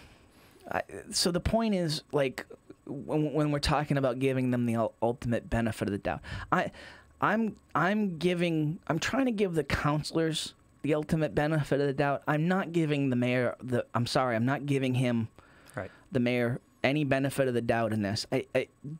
If anyone mentions the word inherited to me again, we will have a less than Well, what is the council's motivation? What is the council's motivation? What skin do they have in the game? The council's motivation is, in terms of, is to protect the integrity of what they've done as a council during the budget process, and to battle what they feel is an extreme conflict of interest, nepotism, potentially illegal acts by the mayor, right, on many fronts. So they are holding firm. At least two of them are holding firm on this issue. What do they gain by this? Oh my! I mean, nothing. Exactly. I mean, nothing. Half the city hates them. Right. You've got. Is there? there's no upside. Do they have a fiscal interest? Personally? No. Okay, so they're battling essentially among your ideals for the good of the city. Yes. Because this is no plus to them. Yes. The easy route would be to just, put the 1.8 back and let's move on. I mean, listen, let's just talk about, let's talk, okay, McCarty. Mm-hmm. His father-in-law is due a promotion at the DPW. And multiple sources that I believe to be credible have said that the mayor is holding up 3 promotions at the DPW. Yeah. And one of them is McCarty. Yeah.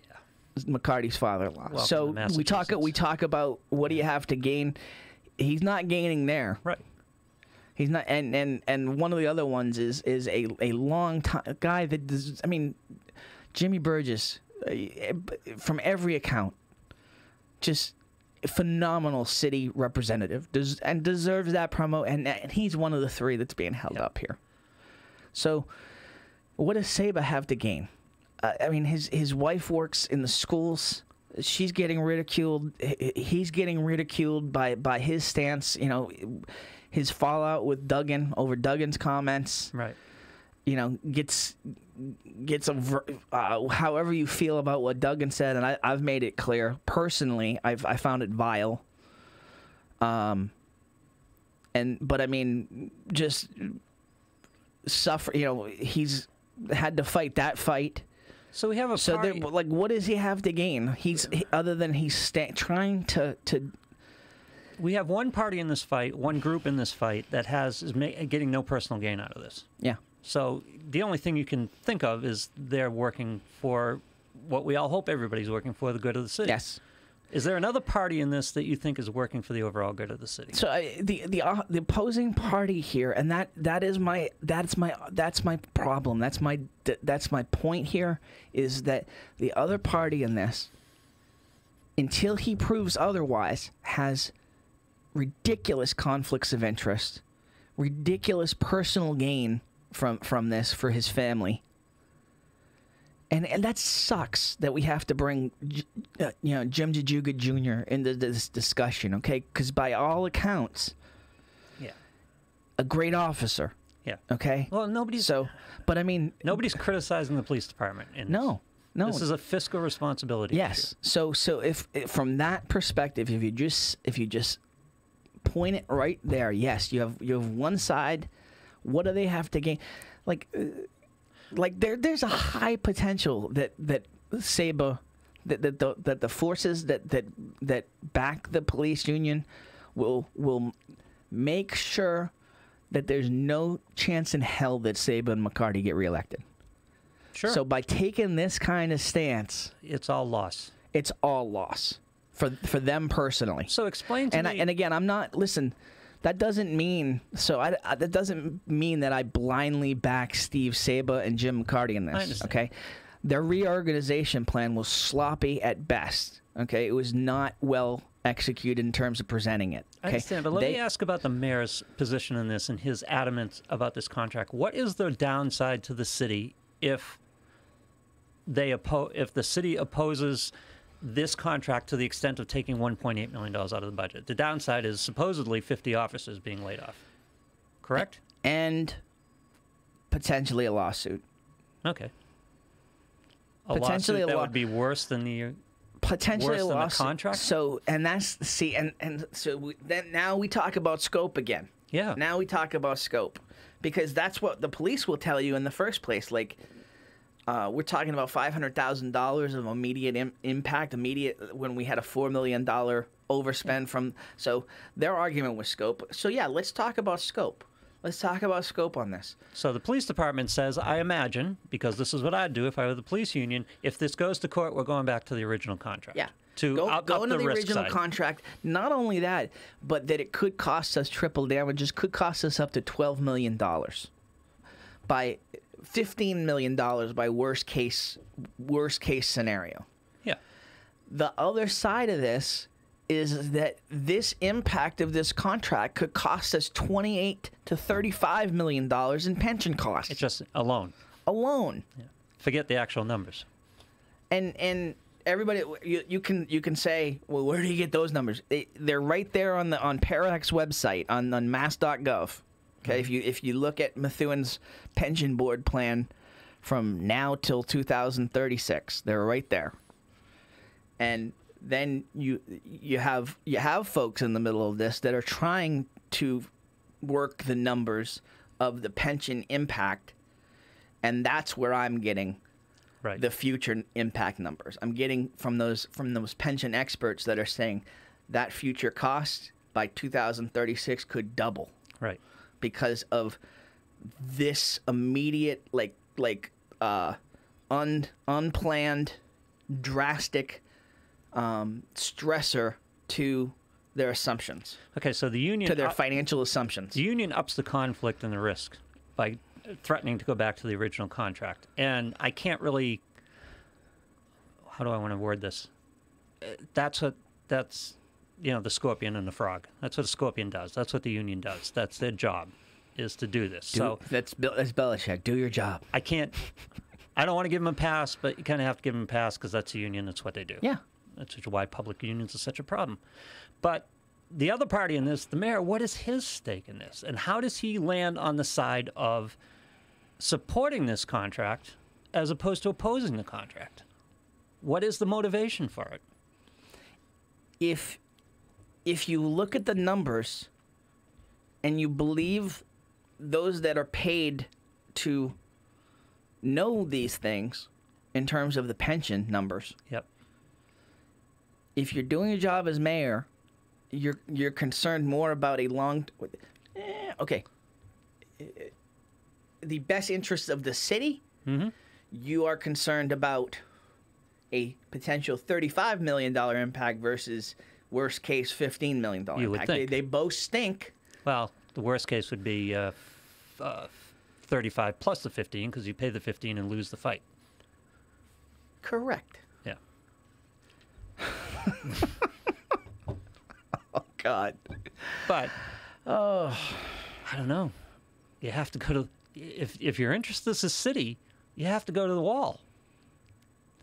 Again, $35 million impact over a generation. Politically, this is going to be our kids paying But this. politically, he doesn't have to care about 2036. No, he does not. I mean, it's a long way off. It's 15 years off, 17 years off. 19. What did you say, 36? I thought I was working on 40. Yeah, 17 years off. Yeah. So No. he doesn't have to care about that.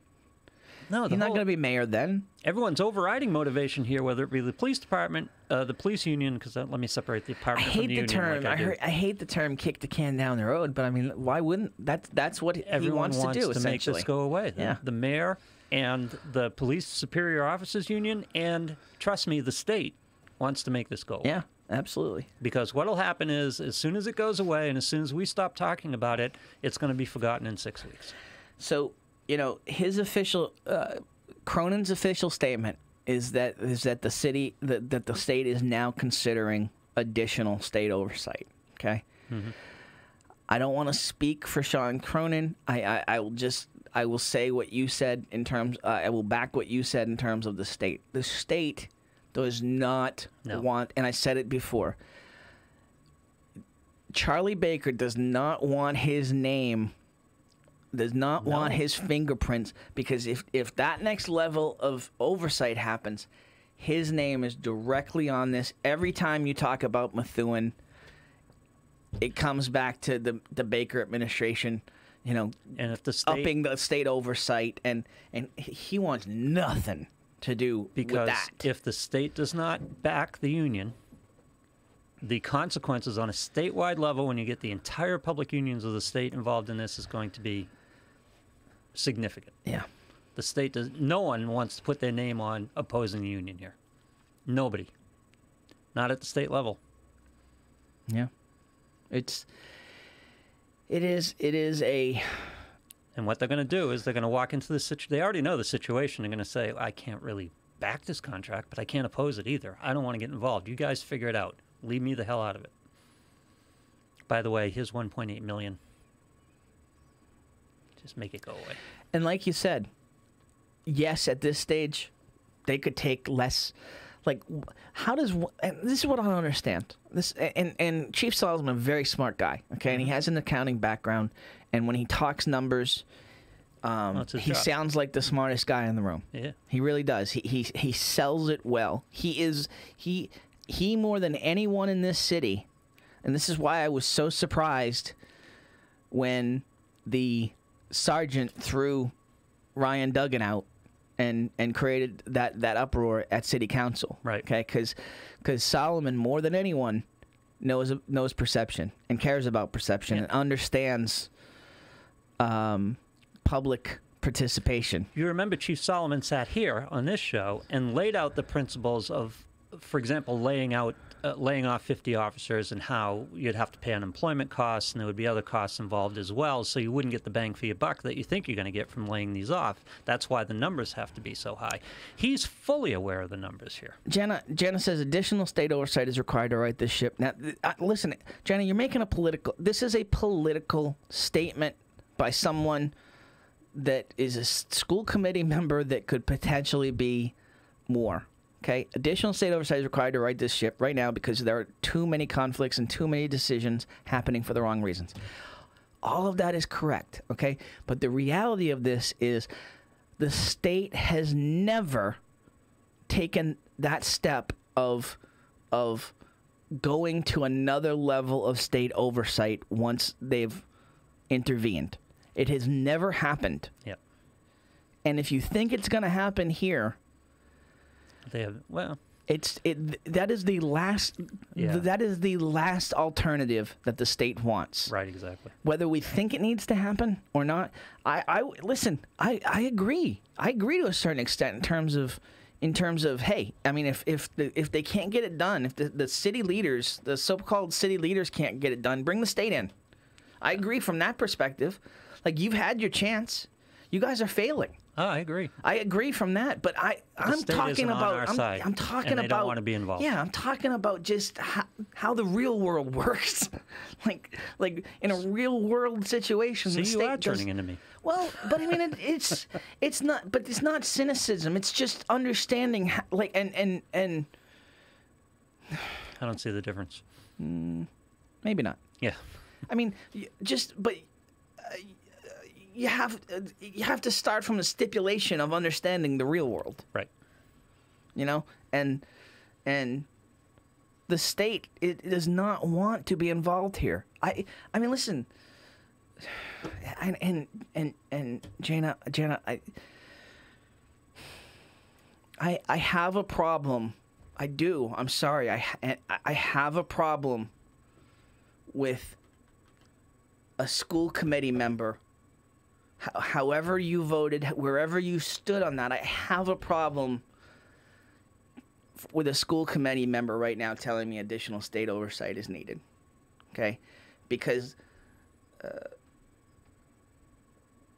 we are in this state oversight because of a lack of oversight from the school committee and from the powers that be on the school side on this $4 million. Or an alternative is that $4 million deficit is the result of state oversight because of the mandates that the state forces on school systems. So the school hasn't been your friend in that regard either. Because as the story goes, much of the oversight was because of students moving into the district, right, and unfunded mandates. DJ just used a buzzword. DJ just said, I don't think our leaders have the collective bandwidth. Come on, talk like a human.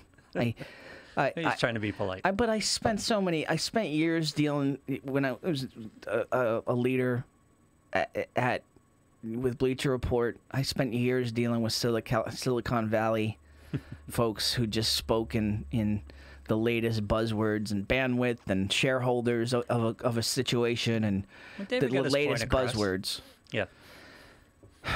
Yes, Heather, she is a taxpayer. No, listen, I in this specific case, I'm saying we have had this conversation, Jana, but the oversight was not there on the school side in terms of knowing that we collectively knowing and solving the problem before the state had to get involved and before we had to go ask for a loan. Yeah. This could, if we had known this a year out, and again, maybe a lot of the school committee members will argue, Nick, again, I'm sorry. You can say that they were underfunded. You can say that the mandates weren't met, and that is true. They're certainly underfunded in terms of what they needed to pay the mandates. But this could have been brought up a while before, and so department spending could have been frozen around the city to make up some of that $4 million. This was not dealt with properly. And so I'm sorry, Nick. Like, you can argue it till the cows come home. The school committee holds some culpability in that $4 million. And you just not, I'm just telling you, you're not winning that argument. And listen, I respect you for staying firm on it in terms of consistently making the same argument. Same thing with Jana. But from a public perception, I'm just telling you, you are not winning that. You're not winning. You're not winning it. And when you say you took care of it in 4 months, because we asked for money. We asked for a home room petition. We didn't take care of it internally.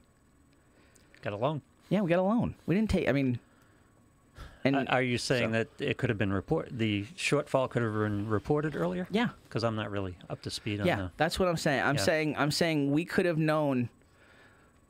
We could have known this was headed this way. The school committee could have gone before the city council and said as such. And Scannell was saying she reports to the school committee, so she doesn't have to speak to the city council. The school committee members were saying, well, Jajuga and Zani are on the school committee. They should be telling the city council what's going on. There's an argument to be made. Sure, there's an argument to be made, but nobody did. Yep. So if the mayor's not doing it, then somebody on the school committee's got to do it, and they didn't. Yeah. Okay. Yeah. They didn't. Yeah. I mean, you can't. You're not gonna win that fight. I mean, when you're reporting it to the mayor, you've pretty much done the reporting you need to do, don't you? Yeah, because you are blinded by the only argument the city can take on the matter. Listen, I'm not, like, this is not the city versus the schools. The city and the schools are one entity. I'm sorry. They act like two entities, but it's one Methuen. Okay? So the city and the schools are equally culpable here. The city's certainly culpable. The state has a hand in it, too. But I mean, in terms of us knowing how much in the hole we are and reporting it and dealing with it. Yeah.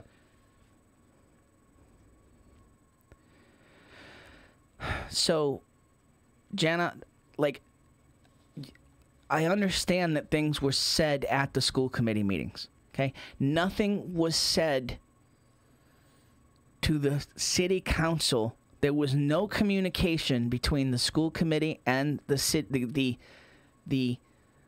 full city council in terms of the problem. So you guys can keep making this argument that review the meetings, and we didn't have to tell the city council, and they should know what's going on. Who does the district's books? Yeah, I mean, it's a whole nother situation. Is that a city person who does the district's books, or is that a district person who does the district's books? We knew when it was so.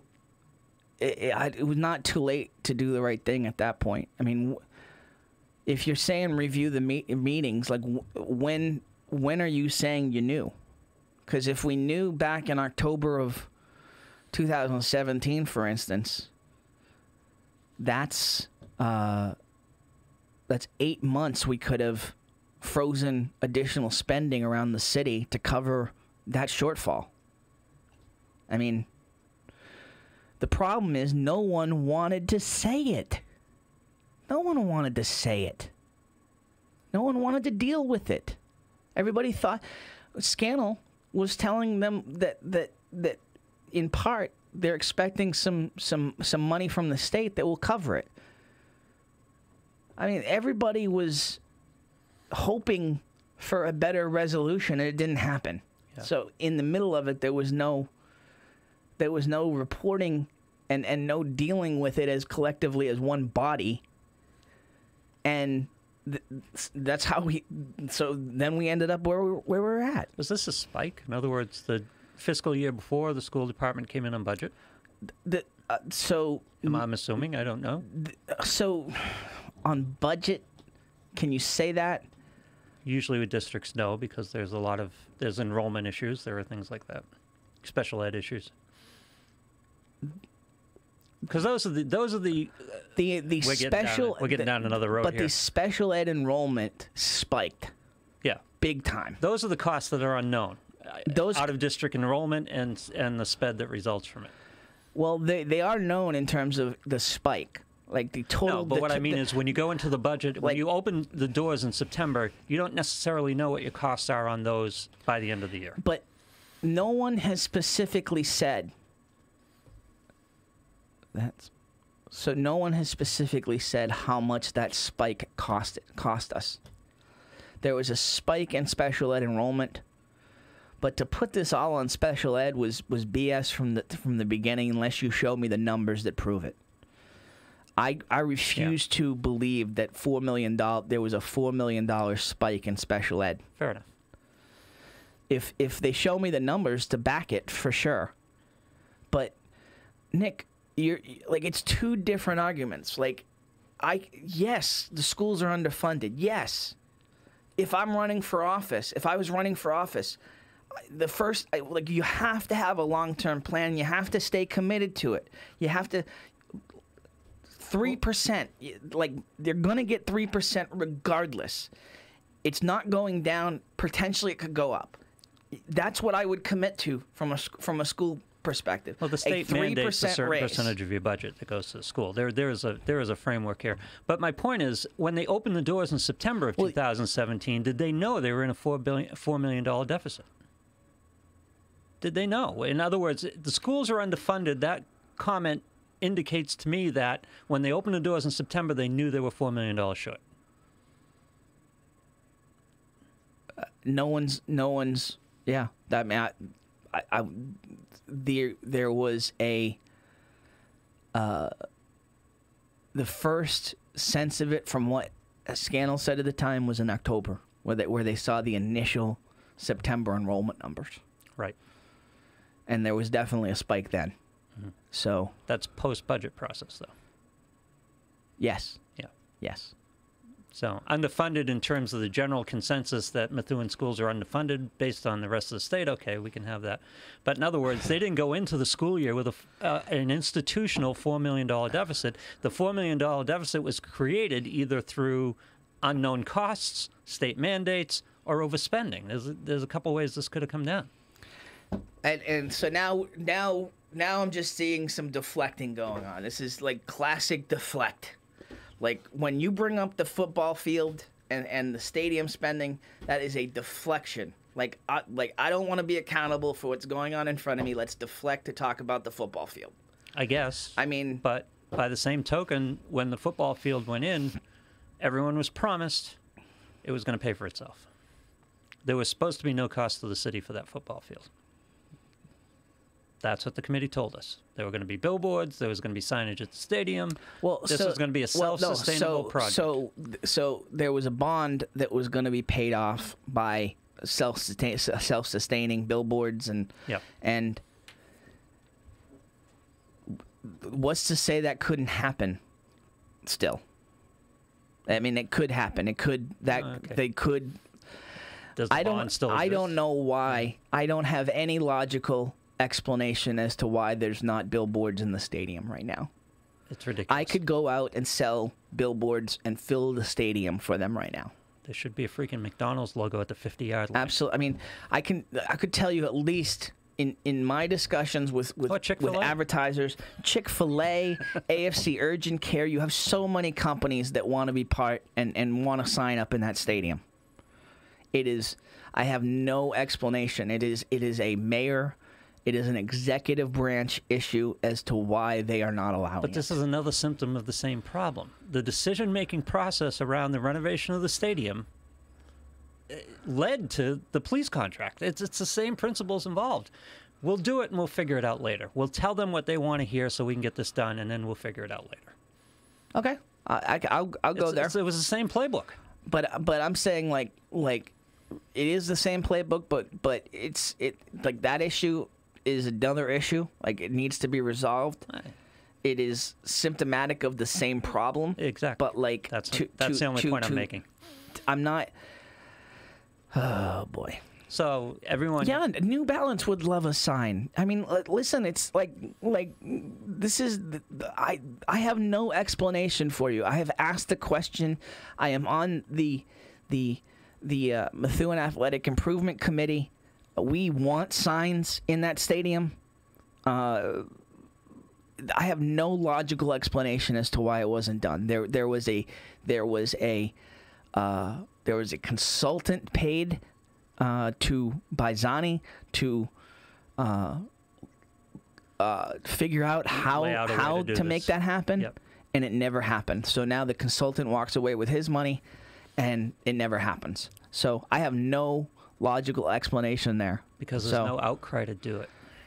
Yeah, no. There's no need to do it. Yeah, Leahy's doing additional building on Brand. Absolutely. There's people. Like there's always people that will buy. I mean, like the amount of small businesses. If you just go over to the softball fields on Burnham. Yeah. They have signage all over their clubhouse there. Yeah, community-based businesses will pay for these signs. Absolutely. Community-conscious businesses will pay for these signs. Absolutely. So. And by the way, there are going to be a couple of huge businesses that are going to pay pretty good money. Absolutely. And there are other businesses that might need some goodwill. Yep. that are going to buy big signage. Yep. So, in terms of that situation, I don't have the answer. The only answer is it's in absolute purgatory in the mayor's office in terms of why we don't have signage in that stadium. But the point is, in all these situations, we're just at a point where we're just going to kick it down the road. No one's going to deal with this stuff. No one's going to deal with the police contract. No one's going to deal with the cost of the renovations. No one's going to deal with the deficit at school.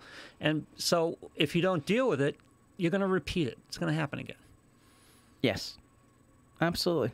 So, no, and Noel, yeah, you're right. Okay, deflect was the wrong word. I just didn't understand why we're talking about that in this context. But Lou brought up a very good point in terms of it is symptomatic of the same issue. But you know what I like about it, and we started with this with the police contract at the beginning, where you said it didn't want to become the Hunger Games. And all I saw when we were talking about the school deficit, all I saw when we were talking about the police contract is the city looking at taxpayers and people and saying, you got to deal with this. If you're opposing this, you're wrong. And the fact of the matter is, I would want the school department, the Superior Officers Union, the people in charge of funding the renovations to be at each other's throats, because that's the competition. It's not the taxpayers. It's the fact that all these departments are creating problems, and it's causing problems for other departments as well. Everyone's eyes automatically turn to the taxpayer. You'll bail us out, and if you don't want to bail us out, you're anti-kids, or you're anti-police, or you're anti-school athletics.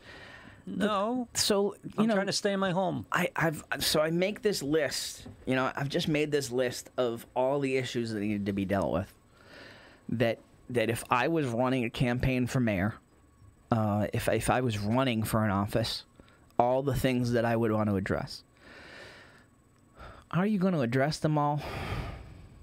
You have to pick some mountains to. I do believe that you do need to fully commit and be on the hook and say, if I don't get this done, I'll resign. I mean, you do. Like, that's not how a politician works. I understand that. But listen, there has to, you mentioned it, you said it. There's no accountability. It's like, we do this, we move on. No one's accountable. Okay? I believe in listen, I made a mistake this week. I made a very public mistake. I took issue with a report on Channel 4. I took issue with a police officer's participation in it. I brought up the fact that which is factual, that she is in a relationship with Fountain. Mm-hmm. But it didn't need to be brought up. It was a low blow. Right. Okay? And it was not the right way to make the points that I'm trying to make. Right. I thought that the chief was behind it as a PR tactic. It turns out it wasn't. It was the union the patrolmen's union who hasn't had a voice in all this, hasn't had a public voice. They asked her to be part of this. So I was wrong. Yep. And I owned it. That's what we need. That's what you do. Okay? But listen, if you I can't recant it, Noel. I don't even like that word. It's just owning what I did. I deleted the post because the damage was done already in terms of the post. But I deleted it to try to stop. I deleted it and tried to own my mistake. Again,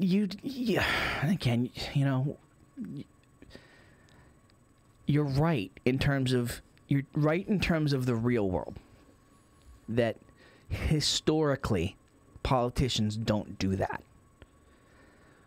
But are we wrong? Like, am I wrong to say that I would?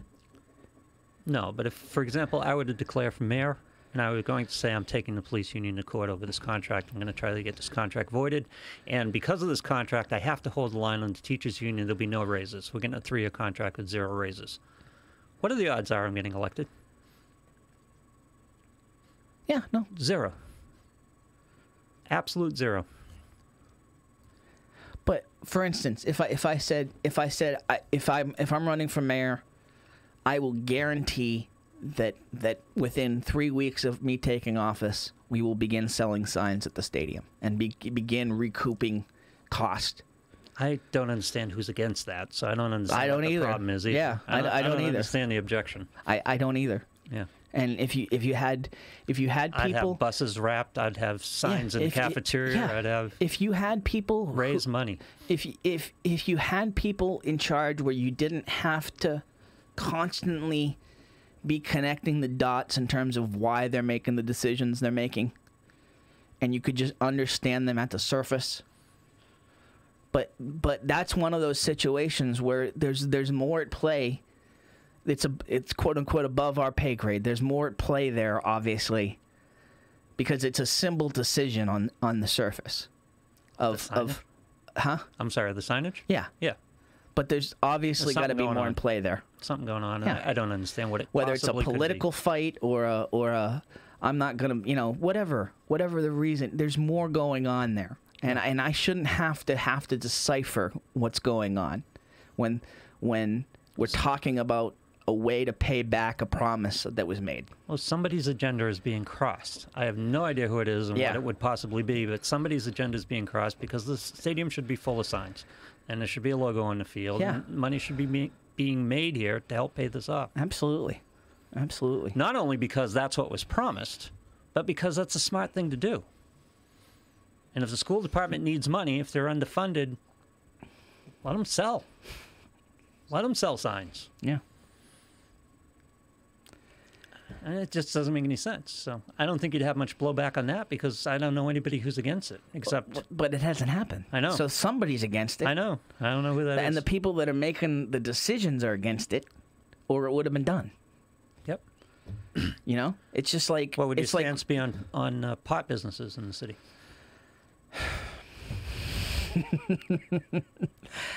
Revenue is revenue. I don't think you can, at this stage of the game, it's been made legal.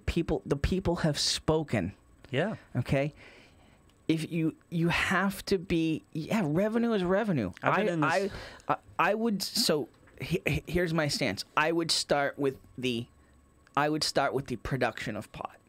That's the safest place that I could go to first, where I can control the negative impact, okay, by just having a facility that produces pot. Mm-hmm. There's a lot of controls in place there to make sure it's done properly, that it's regulated properly. Right. That's where I would go first. I would then go to medical marijuana, and I would I would have dispensaries. Mm-hmm. And then if the opportunities were there, yeah, and it's not the will of the people right now in Methuen. No, they voted against recreational. So I wonder how that goes across the state, because I'm involved in I live in Newburyport, and that's been a ridiculous fight. Yeah. People have already passed it a couple times, and there's a group trying to get yet another vote in a special election at a $15,000 cost to reverse the previous votes. Which I don't understand. And listen, pot's coming. And then it's like however you feel about it. If it's legal, and you have our neighboring city is going to recognize huge revenues from this, and they will for a while. Yes, until it becomes absolutely widespread. Well, yeah, but they will be like whoever's out in front of this is going to recognize some huge revenues for just like sports gambling. Okay, Rhode Island is recognizing huge revenues already from sports gambling. They are the first one. So, you go to Twin River Casino. They are the first ones out in front of it. And I mean, DraftKings. DraftKings? Yes. They're in the sports book business, and they are treating Rhode Island like they're California. Yep.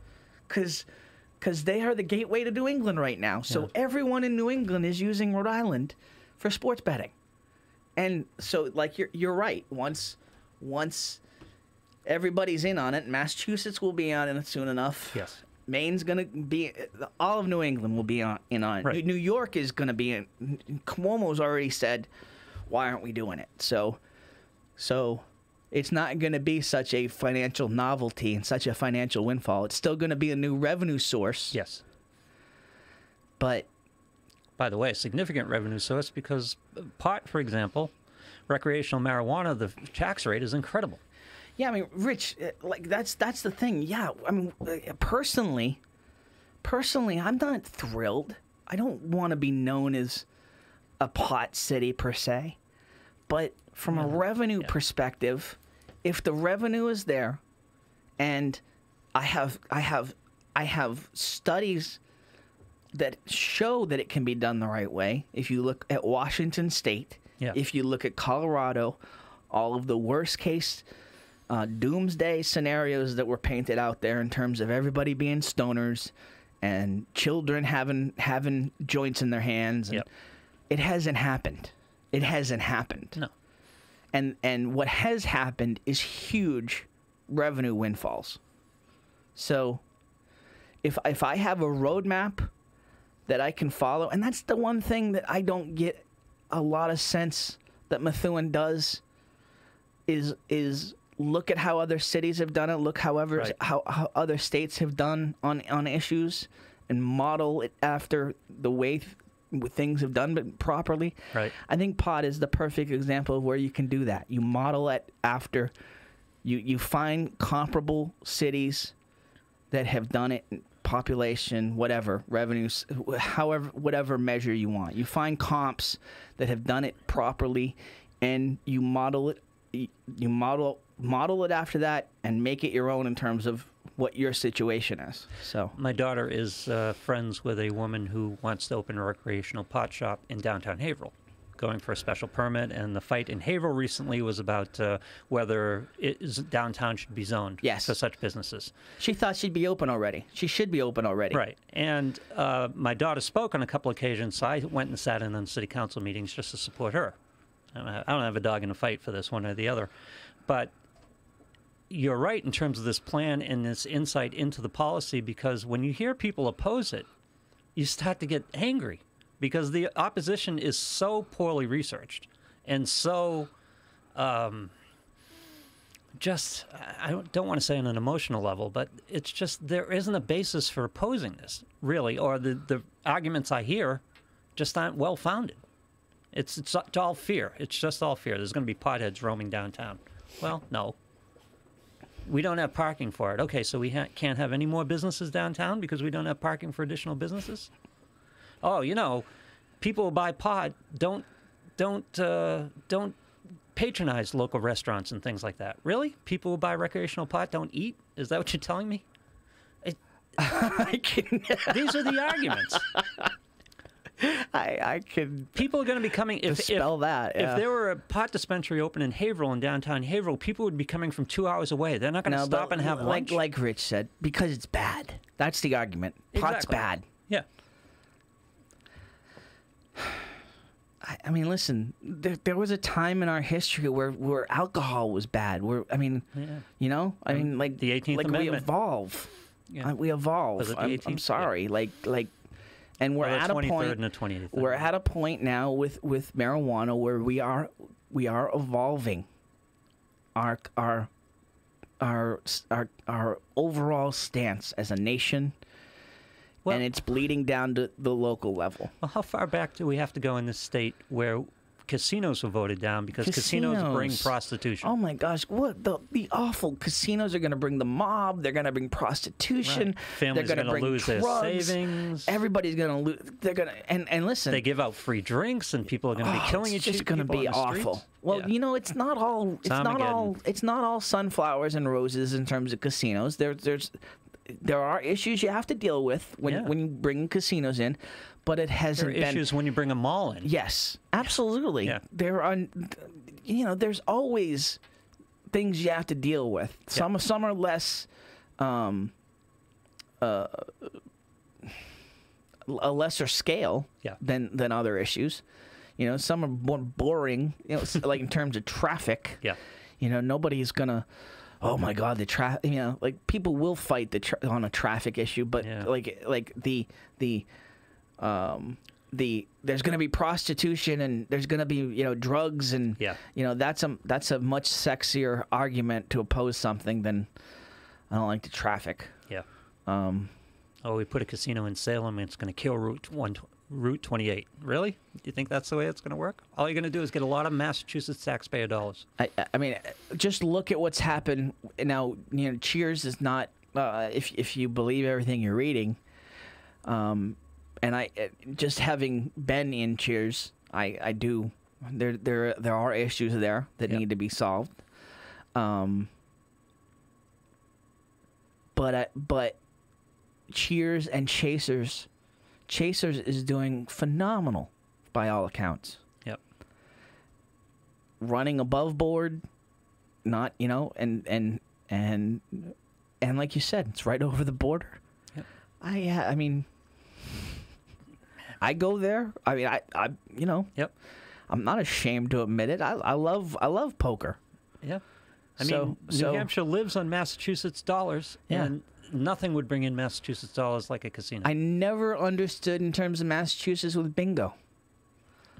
What a wasted opportunity in terms of bingo halls. Yeah. Like, why are we're opposing like bingo halls? Prostitution. And by the way, the amount of money because of the way it's regulated in terms of chasers or the casino the casino in Nashua, for instance. Yep. The amount of money that nonprofits are making out of because that's how these poker rooms run Right.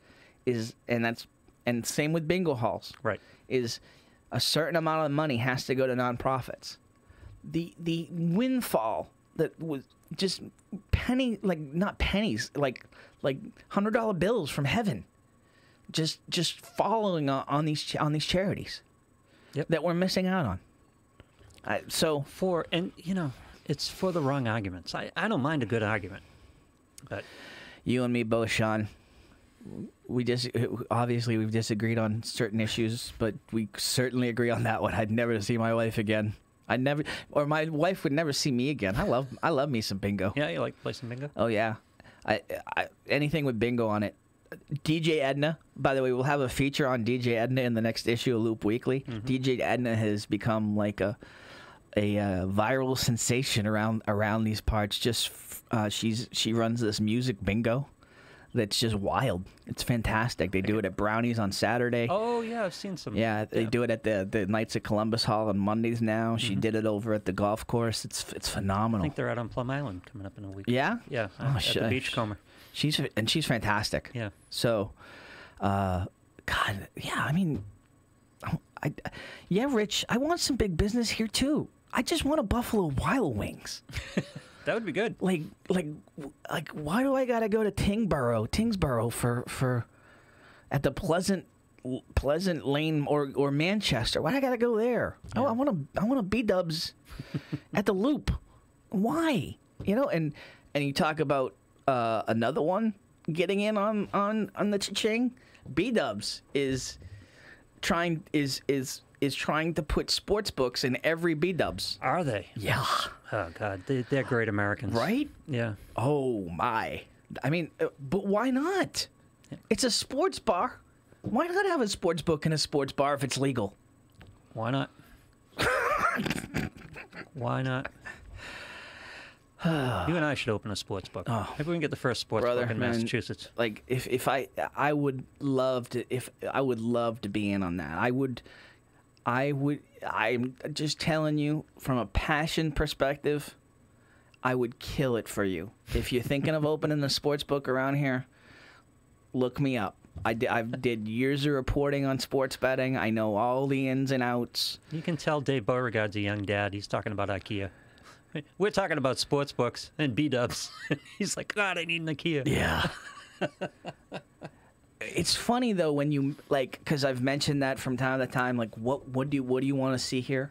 It's fun. It's like you get you have the B-dubs. You have people want to see a Trader Joe's. They want to see a Whole Foods. Yeah.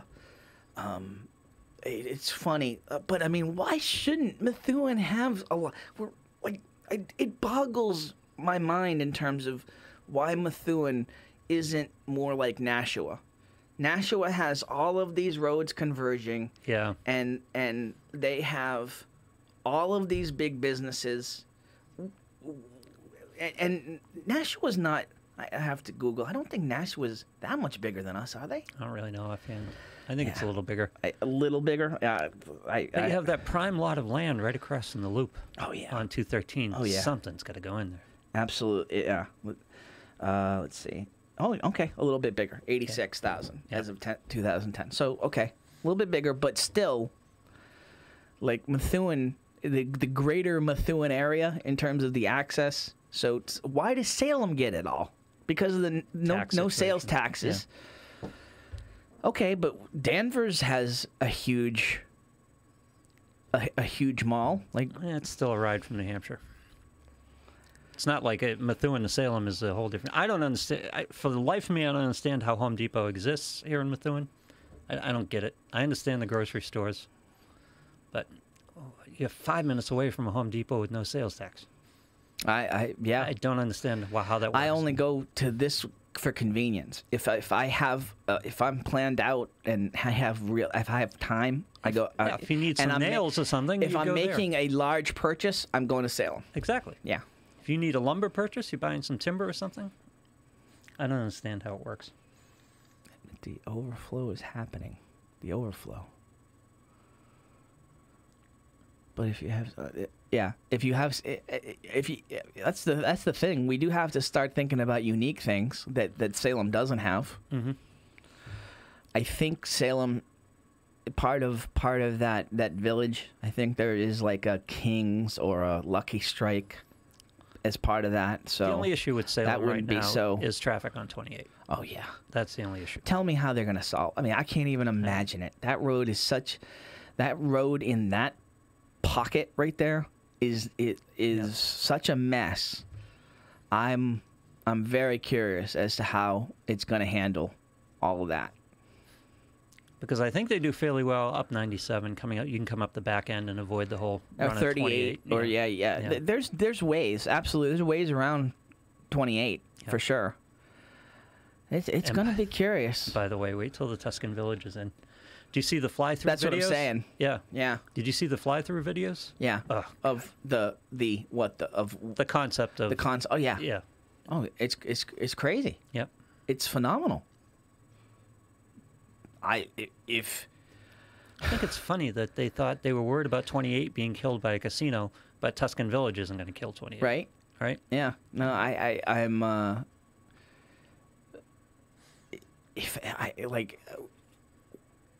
Why don't tell me that there aren't a ton of people in Methuen looking at the housing in there? Yes, of course there in Tuscan Village. Yeah, of course there are, and it's going to be a heaven for commuters. Yep. Oh yeah. Just hop on to 93. So, right now, I can't think of the name. Help me out, people. The name of the condominiums on Pleasant Valley. I can't help you. Up on the hill. Oh, gosh. Help me out, people. What are the names of those the condos up on the hill there on Pleasant Valley that are, running as you're headed towards the loop? Oh boy. Anyway, those apartments, they're going to suffer some occupancy issues. Yep. Once Tuscan Village is up and running, because the newer greater thing, Summit Place. Yeah, that's it. Some might say that there just aren't enough apartments in this quarter period, so maybe they're not going to suffer. Maybe that's just a huge need that this is gonna solve. I would say that. I look at Manchester, for instance. I look at Nashua in terms of the gigantic pockets of apartments and condominiums they have here compared to what we have here in Methuen and Salem. Yeah, but keep in mind that you're always an upgrade from somewhere. In other words, if you have exodus issues here, for whatever reason, there's always people willing to fill that void from war situations. Oh yeah, absolutely. Yeah. And that's Lawrence moves into Methuen. Methuen then moves to Haverhill. Move to Salem. Or Salem. Yeah. Salem now. And you just keep going north and east. Head towards the beach. Yeah. We didn't even talk Super Bowl. We didn't talk Super Bowl. We talked a little bit about it last night. Yeah. How you feeling? I'm upset by how good I'm feeling about it. Yes. Same here. I get very nervous when everybody's on my side. Yep. I don't like No, I get nervous when I'm on my side. Yeah, I don't like to be on the side where so let's talk about it from a sports betting perspective. Mm-hmm. The general rule of thumb is you don't want to be where all the money is. Right. You know, like right now, if I was putting money on this game legally, I would be putting it on the Rams because there's too much money on the Patriots At side right now. 2.5, And or you know would you they're need saying 3 or actually 3.5? there's not like there's 50. The number I heard this morning is there's 51% on the Patriots, 49 on the Rams, but it's moving towards the Rams because the number's going up to 3. If you were going to put money on the Rams, and would you do it everything at I hear- 2.5 points, or would you need 3, or would you need 3.5? I would do it at 2.5. Everything that I hear from my friends in Vegas, because I do a lot of, I've been doing a lot of sports betting writing for Forbes, is that all the late money, all of the shark money, the big whale money is going to come in late on the Rams. Okay. So, you know, that's where the rich is getting richer on this game. If you believe where the money's headed. If I look at what I see from a confidence perspective without cockiness and just knowing the Patriot way of how they prepare, I love what I'm seeing. I'm unconfidently confident. I'm uncomfortably confident. I love what I'm seeing out of Brady. Yeah. I love what I'm seeing out of Gronk. I love what I'm seeing out of the injury report. I agree. Yep. And we talked about the offensive line last night. If they could perform 70% of what they've performed over these first 2 games, that's a win. Mm-hmm. So, oh boy. You take Gurley away, you put the ball in the hand of Jared Goff, and you confuse the hell out of him, which I think is easily done. I don't think Jared Goff is the football smartest quarterback I've ever seen. You're saying make Goff win the game. Make Goff win the game and confuse him. Which they certainly can do. That's the thing. We talked about this last night. I think they stack early and try to take Gurley out of the game, and then they play the amoeba defense and try to confuse the hell out of Goff. But again, Brady has not been immune to making those stupid throws either. Yeah. So that same little screen that can be picked off, we all think that Goff's stupid enough to throw. Brady hasn't been immune from throwing that. Yeah, but Brady did that 14 points up. As opposed to being 7 at the time. Points up, right. But yeah, ended up being 14 by the half. But. Yeah. All right, so where are you going? Put it on record. What's your prediction? I think the more interesting bet is the over-under. But I think the Patriots defense comes up big here. I don't think the Rams score 24 points, so I'm going 31-20. I think this is a comfortable win. So yes, as a bettor, I would, whenever I'm unsure of the winner, I certainly look or uncomfortable about the winner, I look at the over/under for sure. 57, maybe 57.5. Is that what you're saying? Last I looked, but it's been a day or two.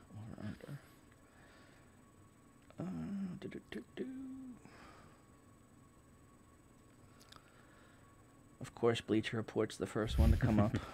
I did that, people.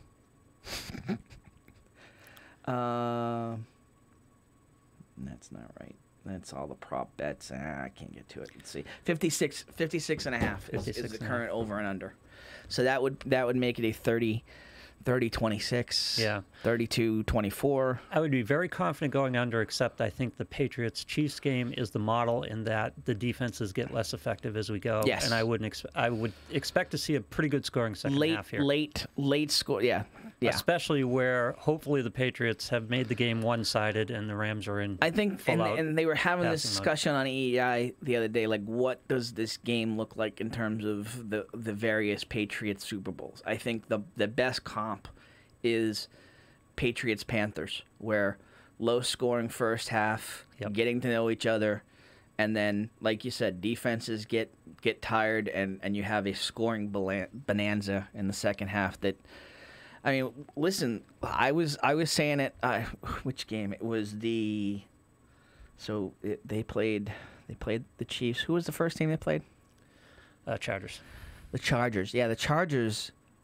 There was a scramble to beat the spread, and I know the Chiefs game too was a scramble to beat the spread. Like we needed that for a win, but we also needed it to beat the spread in terms of before they kicked the field goal to send it to overtime. Right. So I think you're going to get that. I don't see this game going under. You know, I don't see these teams being 17-14 teams. Both teams just have too much smarts, too much firepower. You don't have to be 17-14 to be under 56. No, you don't. Not at all. You're talking 30-24 you're talking game. 28-21 gets you under. 20, a 30-24 game has you under. Yeah. Which is healthy scoring. And I think what happens is at a certain point, this game gets so one-sided that field goals come off the table, which is going to help keep that scoring down. The smart money's over, and you'd be very reasonable to go over. I think it's going to be a surprise. And only because I think it's going to be a more one-sided win than we expect. Well, you could have 45-10 doesn't get you over. Right? Yeah. I don't think it's going to be that one-sided, but I think the Patriots defense comes up bigger than we expect here because I think Jared Goff is confusable. From the offense, it's not out of the realm of possibility in terms of what we've seen that they could go down touchdown. Oh, absolutely. You know? Yeah. So I don't see that from the Rams. See, yeah, I Jason, thought everyone's taking the over, and I understand. Yeah. That. I thought with the Chiefs, you don't kick a field goal. Like they're gonna score touchdowns. Oh, absolutely. Like that's not gonna work. A fourth down decision would have been interesting. Yeah, in that game, it's not gonna be that case with the Rams. Like you can kick field goals in that game and still feel confident in your defense making a stop. Yep. The Rams don't. They didn't have it. They have even less of it now without Cooper Kupp. And listen, as much as C.J. Anderson has helped them fill the void from Todd Gurley, it's also created some confusion in terms of the overall game planning for the Rams. Right. Because he's almost been too good. Right. You know, so now, especially with whatever's going on with this Gurley. Ariel, you know, this airing it out stuff that Goff can do is now confused by Anderson, and that's not necessarily a bad thing. But I will go back to what you said. I truly believe that if you stop Anderson and Gurley, and you put this game in Goff's hands, we win. Well, it's a play-action-oriented offense, the Rams, and C.J. Anderson doesn't have the play-action impact that Todd Gurley has. Nope. So, and that gets Goff into trouble. So if Gurley has to be stopped, if he's healthy and has to be stopped, I think the Patriots commit to it. If it turns out he doesn't have to be stopped because he's not healthy, I think all bets are off, and I think Gurley has a long day. Do you see a scenario, because people will say, well, Nick Foles. Like, Goff is better than Nick Foles, and Nick Foles beat us.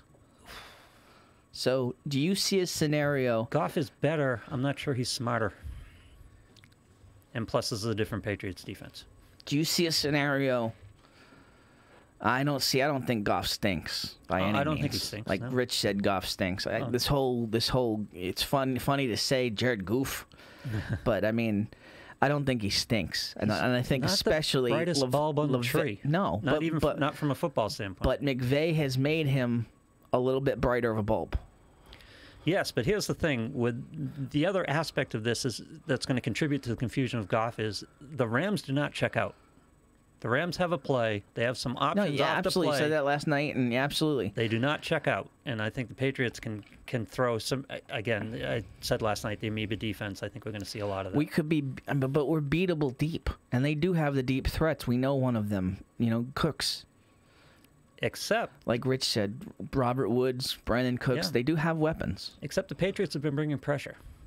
Yes, They've developed the ability to bring pressure. Yes, and please keep doing that. I love it. Like, just challenge them.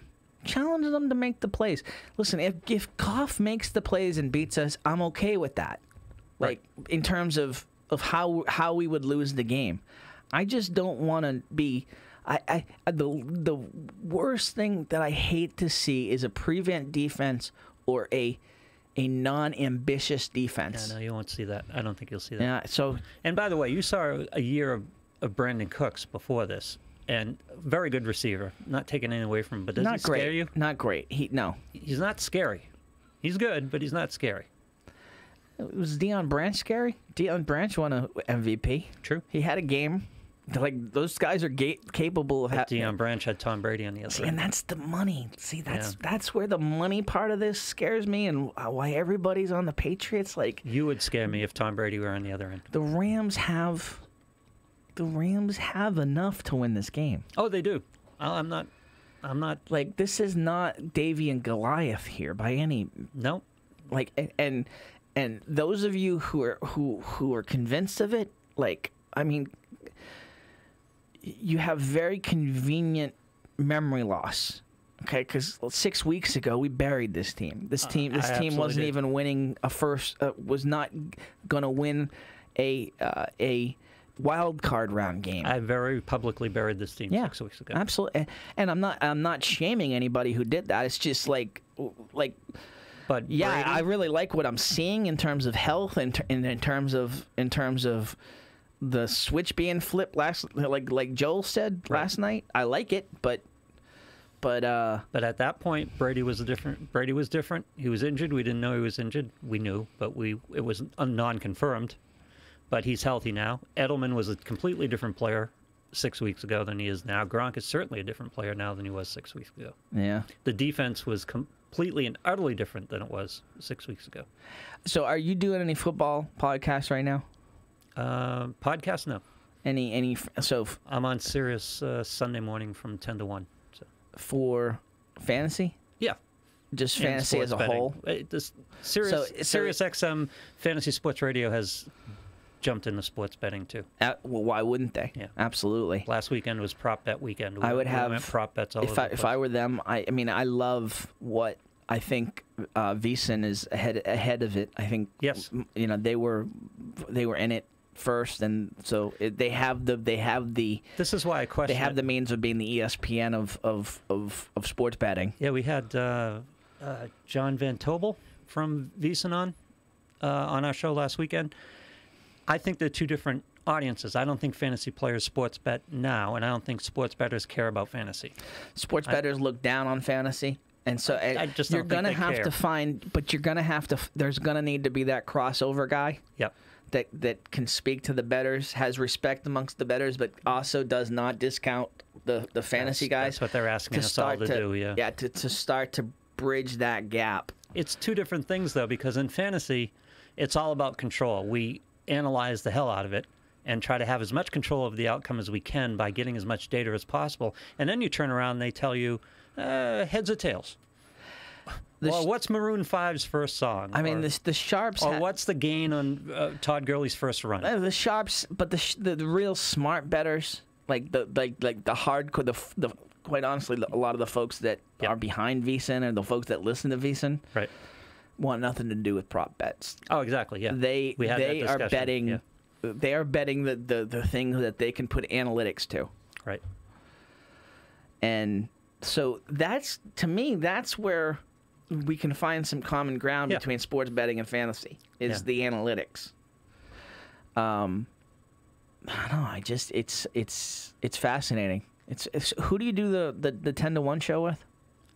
Michael Waldo is my normal partner, and the boss at Fantistics and InsideOfBaseball.com is on sometimes. We get a rotating cast. I'm on all the time, and we've got 2 or 3 co-hosts. Nice. Yeah. So, where do you see them? Where do you see your co-host predictions being before the game on Sunday? They're Are they on record yet? well, yeah, we've been talking about it for like 3 weeks now. Yeah. Unfortunately, but they're less confident of the Patriots. Again, the only way I can describe it is I am disturbingly confident. Yep. In the Patriots. Yeah, same here. I am uncomfortable with being this confident about it. Yeah, I. That's the only thing that scares me about this game right now is like I'm missing something. And so, I'm trying to dial it back. Yeah, if Donald and Sue, we talked about this last night. They double, triple Donald, and Sue is Yeah. is We've handled him. He is vital to a Rams win. He is going to have to. And Donald. Pressure Pressure up the middle. I think we can, but I'm saying we're going to control Donald, I think, for the most part. Like, they will double and triple him. If Sue goes off because of that, we got issues. Who are you betting on? If Sue Brady and Donald starts to or get Scott hurt, Nekia? now if Brady starts to get hit again, we see that all the time. Once Brady they put the pressure and Brady starts to get hit. We've seen this in the Super Bowls. It's a different game. Yeah. He's a different guy. So, but here's what's going to happen based on that. And if we've seen what the Patriots have done over the course of this year, especially the back half of this year, Fowler, yeah, they've been very conscious about what they show, right? They go in with a different game plan every game, and it's usually something they haven't shown in a while. Where's the Patriots' screen game been? Been nowhere to be found. It's not on tape, or it's not something that you would think that the Rams would be preparing for. It's there. It's there. James White is very capable. He's Mr. Screen. Yeah. They're a very good screen team. Yeah. Even Edelman coming off and on the inside. Absolutely. That's how they diffuse the rush. The other way they diffuse and that's how they've diffused it in these first 2 games is very quick delivery from you have not seen, any bulk of a game plan of deep throws from Brady. It's very quick release, short patterns. And in the postseason, it's been Edelman across the middle and Gronk across the middle. If you've got the matchup down the side, just even a little over the top throw. Patriots are going to win this game between the numbers. They're going to win over the middle, and that's why this pressure up the middle is so important. Because if you can keep those throwing lanes open, you can get those quick releases, you can get Gronk involved in the game, that opens everything up. If they have to go outside the numbers, if they need a 5-step drop with protection, could be a problem. They got to play from ahead. I think that's important. Why is this so difficult with thinking as the opponent here? Mm-hmm. Why is this so difficult with the Patriots? They don't have why can't we contain Edelman? I don't know. Why can't we shut down Hogan and Edelman? Well, you saw why can't we focus on the run and make Brady beat us with the pass? Just thinking that they don't have the receivers. Well, you saw that sequence against Kansas City where they ran the same play to Edelman 3 out of 4 plays. Yeah. They just flipped sides on one of them. It's great. And it's like everybody in New England knew the ball was going to Edelman. Yeah. And the Chiefs couldn't do anything about it. And I'm not sure why, but I don't know. I love that. I love that play. I mean, I love that play where Romo said it, literally drew it out before it happened with Gronk out wide. It was there all day for him, and they finally hit it. Right. Oh boy, this is so. I have been speaking very zen. As much as I love analytics and I want to break this game down by the numbers, as a fan, I have a very zen perspective on this. I feel like, as nervous as I am in how confident I am, I just want to be able to take a deep breath and enjoy this as a fan, one way or the other, because this. Time's running out, folks. We just cannot expect this. And by the way, that Chiefs game was the least enjoyable win. It was tough to enjoy that game. You look back on it now and you go, wow, what a terrific football game. No, it was great. Yeah, I'll watch it on NFL Network. Yeah. It was a great game to watch, absolutely. But tough to be a fan. Afterwards. Yeah, exactly. Yeah, during it, brutal. I mean, there was a point there where I literally said to folks, this is now a 28-17 Chiefs win. It was they blew a chance in the middle of the third. Yep. Chiefs had very good field position, and I'm like 28-17. Patriots are done. Yep. And they were being stopped. Like this idea. I was worried because they should have come out of the first half 3 possessions ahead, and Brady was not sharp.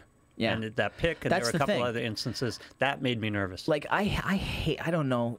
We've talked a little bit about EEI, but I mean, I listen to a lot of EEI. I do. I do too. I do, and you know, just full confessional. We've been flirting about me doing some fill-in shifts there. I have, you know, Nice. yeah, but I listen to a lot of EEI, and I hate Mark James. Oh, he's like awful. it infuriates me that a guy like that has that for him. He's good awful. Good for him for working his butt off to get that for him, or to get in front of the decision makers at EEI. I hate him on Nesson. I was hoping he I would. didn't even watch Nesson. Yeah, I was. He does the Nesson today, and he did. Yeah. I was hoping he had this whole scandal with this texting thing in the Yep. middle of a really bad time to be having a texting scandal. He had this kind of stalker thing going.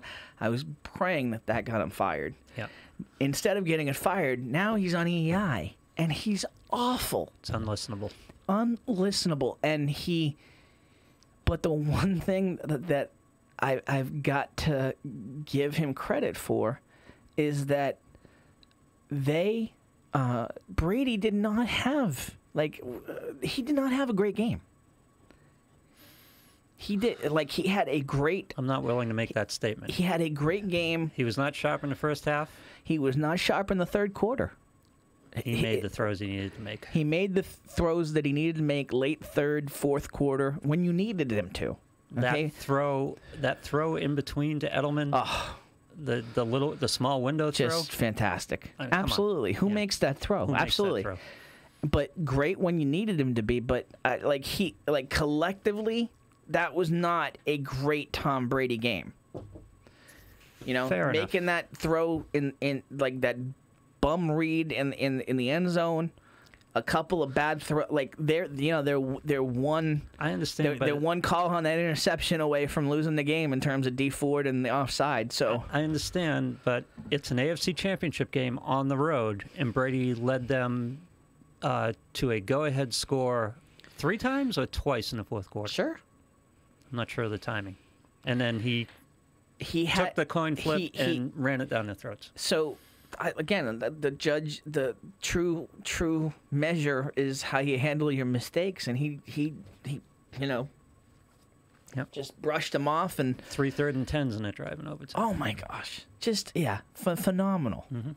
Just and to the OGs. Yeah. That was what was even better about it. It was Edelman and Gronk, you know. So You're not going to hang it in the Louvre. I agree with you there. You're not going to hang that game in the Louvre for Brady, but when it counted, he was incredible. we have yet to. Okay, so no, I shouldn't even say that because we have had a couple moments this year where it was on Brady and they lost. Yes. And that was the first time, really, that you can say that there were like 2 to 3. There was a 2 to 3 week stretch there Fair enough. where it was on him and they lost. It was when he was hurt. Yeah. I mean, again, we're not making excuses, had an but I mean, MCL. yeah. So it's not out of the realm of possibility that you are going to get that Brady. Yeah. I'm History willing to bet te- against it, though. I'm not willing to bet against him Yeah. in a 2-minute drill in the fourth quarter. Absolutely not. Right. What I'm saying overall, though, is just take a breath. Don't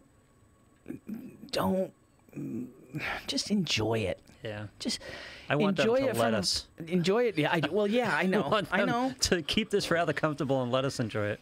I don't think you're gonna get that. I know. I don't think you're gonna get that. I do think I'm feeling a comfortable win, but I don't have a lot of confidence in it. Do you feel like one way or the other this is it? No. Like not in terms of him retiring, but in terms of them having the Super Bowl run. No, You really don't. I don't. See, I'm not saying I'm not Max Kellerman. Like they haven't hit the cliff. you got guys getting old. You got salary cap issues. You got an organization that historically isn't going to spend on a flashy contract that they might need to fill some gaps this offseason. Do you think this is a particularly good roster? But I mean, this is year. is Do you so think this stereotypical of a Patriots roster. No, Okay? I think it's... They never have a top defense to start the season. He mixes and matches in the first 8 to 9 games, Right. And to just find the mix, they bring in veteran guys. They're very good at scrap heap picking. Yes. And finding guys that fit the system. All of that's true, but even on that scale, this isn't a particularly good Patriots roster. And I think they come back with a better Patriots roster, and I don't think Brady depreciates all that much from this year to next year. Belichick's going to be there. Why can't this team have another Super Bowl run? Where do they come back with a better roster? Like where? Because they almost have to. This may be the worst roster that Belichick's put together. They almost have to. And the O-line's looking pretty good right now. Yeah, O-line's looking terrific. So and Dante Scarnecchia has already said he's coming back. And the secondary, they get their first round pick back next there's year. there's a lot of positivity on the secondary. Yep. You might lose McCourty.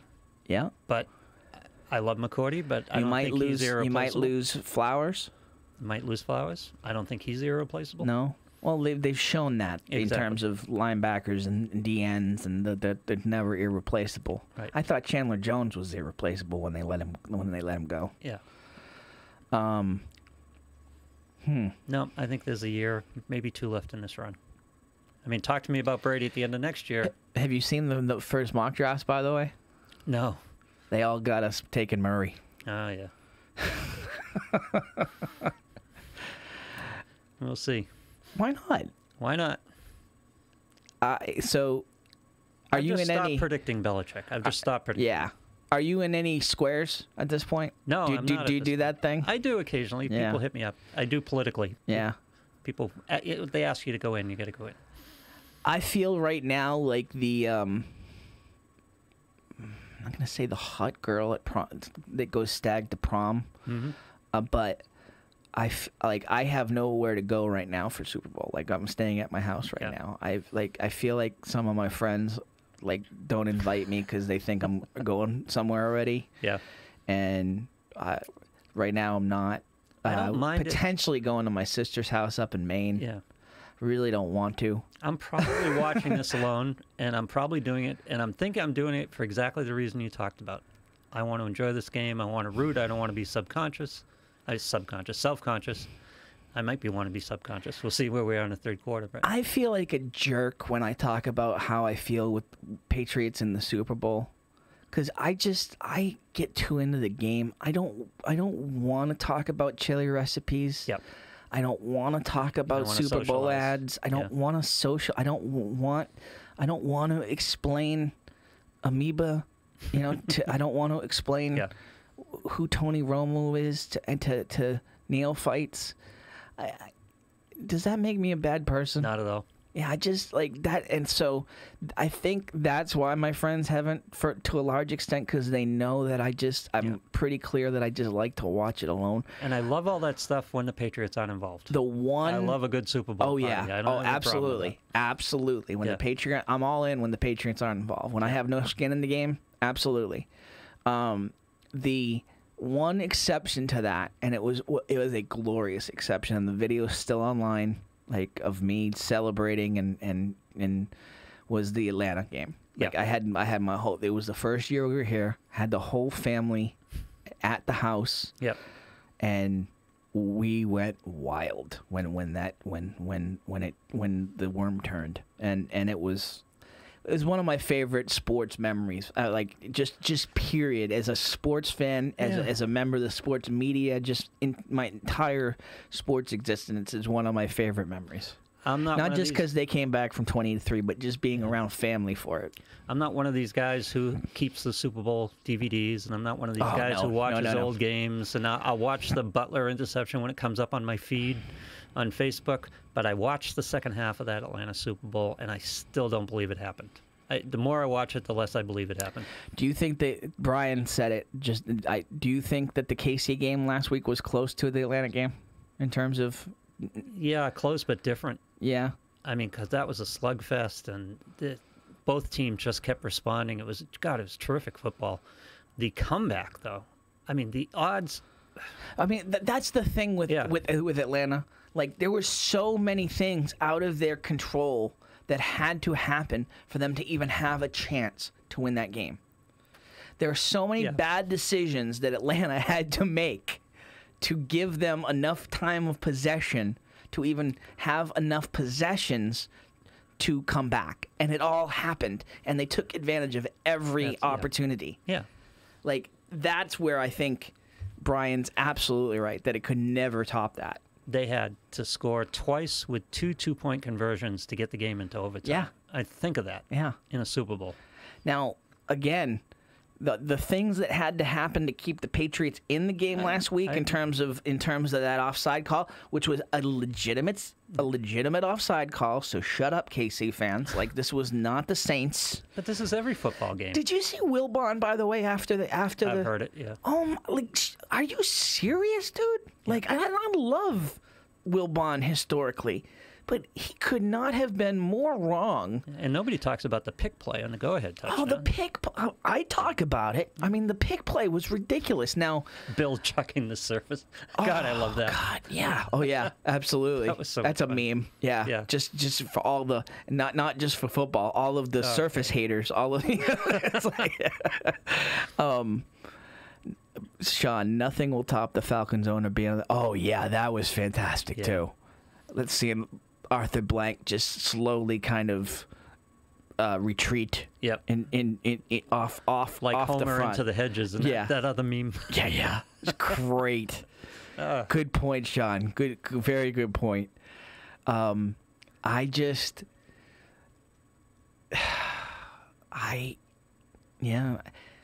There's so many things for them. I almost feel like, you know, when the Red Sox got past the Yankees and the Cardinals were kind of an afterthought. Yep. Oh, when are we talking? 2004? Yeah. Yeah, okay. No.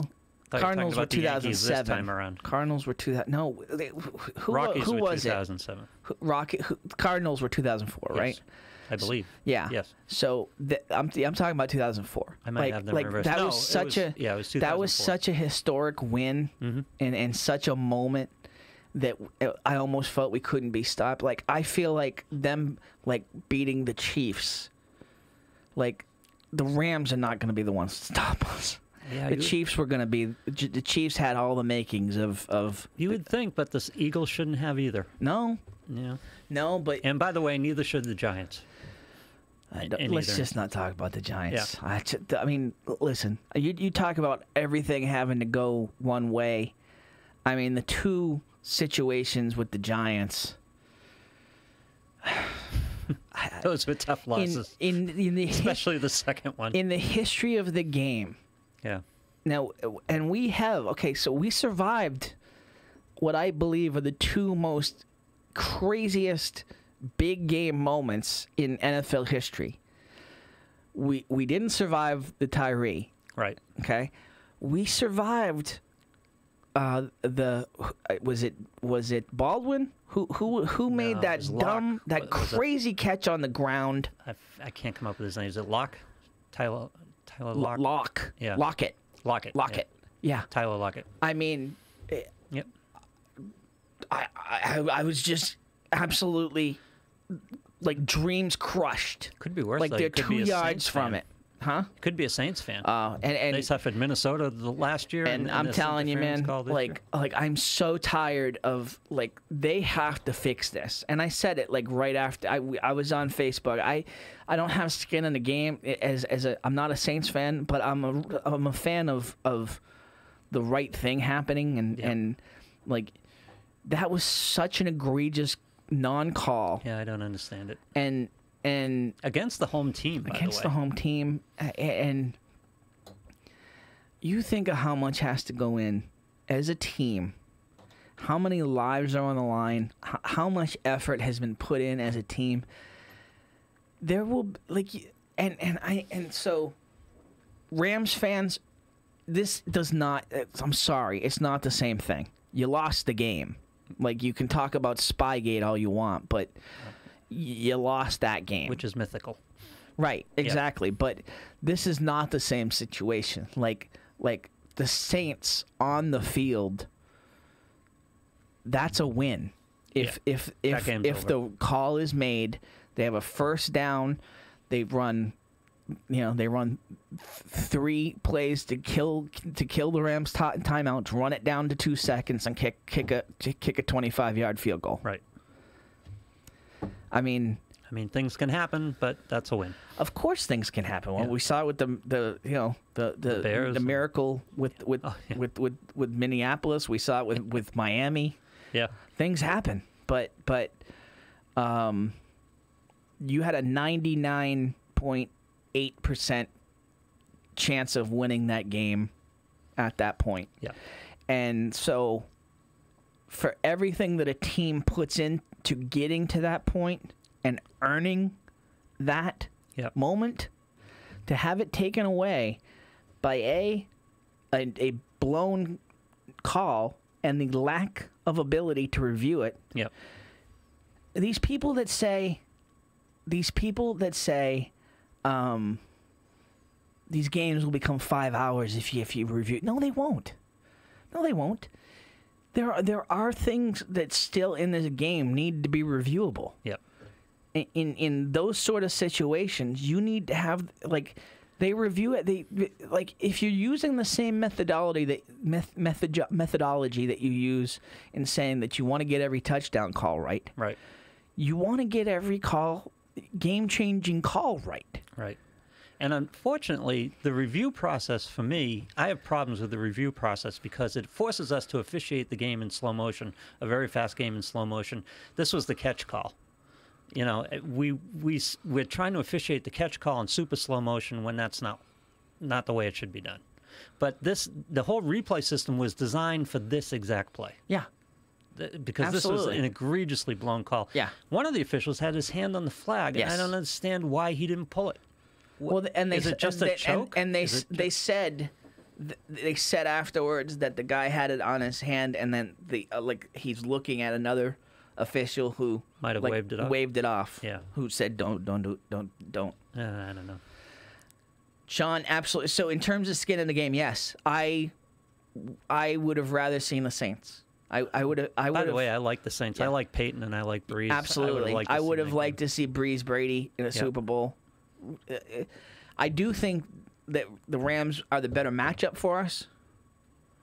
Yeah, maybe. Yeah. Because I think the brilliance of Breeze, and their the running attack. Their running attack. Kamara alone can beat you in a winner takes all situation. Yeah, and their running backs' ability to drive linebackers nuts, which is a weakness of this defense. Oh yeah.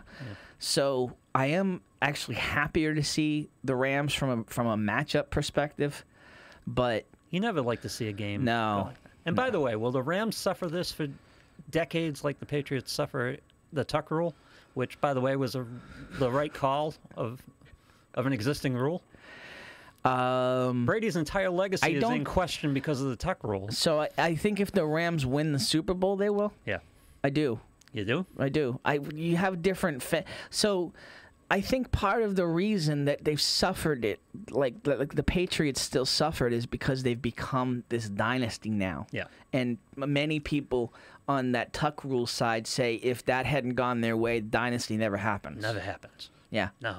Never happens. They never win another Super Bowl. Like, choose your own adventure, and they completely go. They don't go to 8. Their confidence is shot, and they don't go. They don't go to 1 Super Bowl, let alone 8. Right, exactly. They don't go to any one of those 8 Super Bowls that they made. This makes perfect sense to me. I said 2 hours.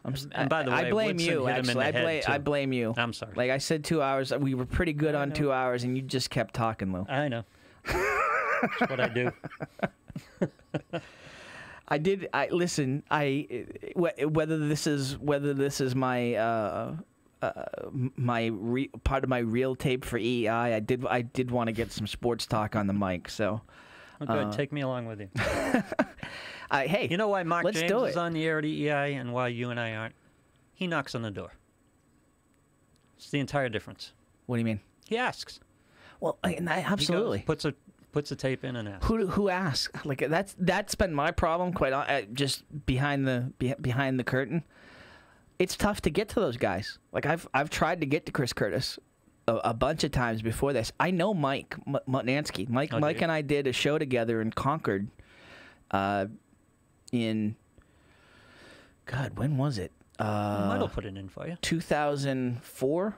Yeah, we did a show together, and he was in Nashua, and I was in Concord. We did a show together, and then he guested on a show that I did, the Wicked Good Sports show I used to do in Manchester. Mm-hmm.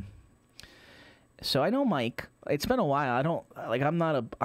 That's part of my problem. I'm an awful networker in terms of that stuff goes. Yeah. Like I'm not a, I don't call in markers or I don't go to industry events like that, And as you know, that's the business. It is. Yep. It is. So, yeah, no, you're right. He asked, or his agent asked. Yep. They have a shortage right now. There is an opening. That's why even. You listen to the night show; they have a severe shortage. Oh gosh, yeah. There's nothing going on there. It was Meter and Tomasi last night. It was Meter and Tomasi, which is crazy to hear Meter back. Yep. But why not? I'd rather hear Meter than. And again, I'm sorry, Bill, but Bill Burt is awful. Like they had him on solo. Yep. During. Oh yeah, I think I caught some of that. I was so surprised to hear him on. I was too, but it was not just that he was on, but it was solo. I don't know if somebody called out they were shorthanded. I'm guessing They were shorthanded. I like Reamer. Reamer's growing on me. I'm not a big fan of it. No? Why? Too liberal? Yes, but again, the wrong way. Just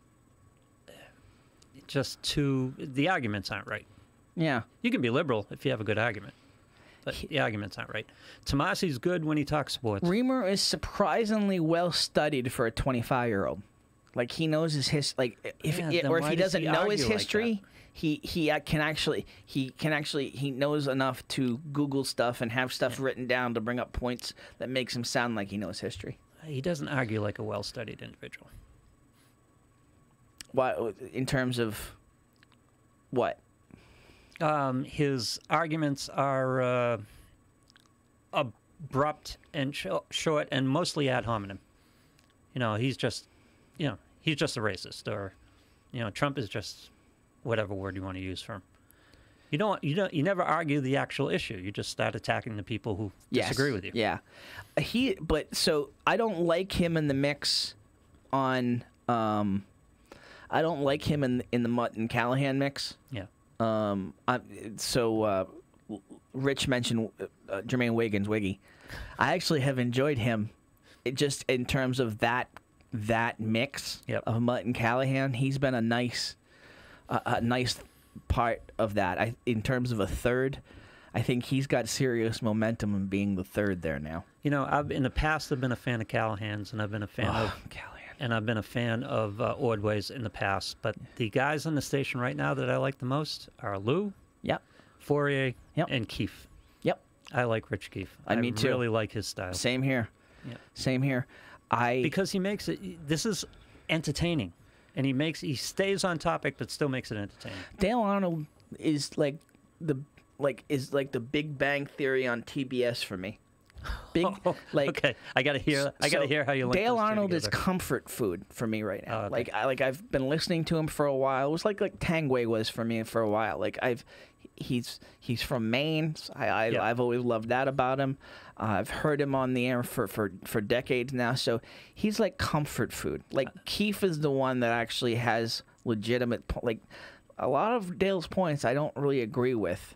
Yeah. When he actually takes a stance, like Keefe is me in a lot of ways. He's really well rounded. Like he can talk pop culture. He knows everything that's going on. Did you hear the bit where he was talking about shooting his horse in Dead Red Redemption? Oh yeah, I was crying. I was laughing so hard, and I don't even play. I don't even play. But it was just his emotion. It was perfect. Oh God, it was hilarious. awesome. Absolutely. I agree with you on Big Bang Theory, but I'm not a big fan of Dale's these days because Dale strikes me as being very arrogant.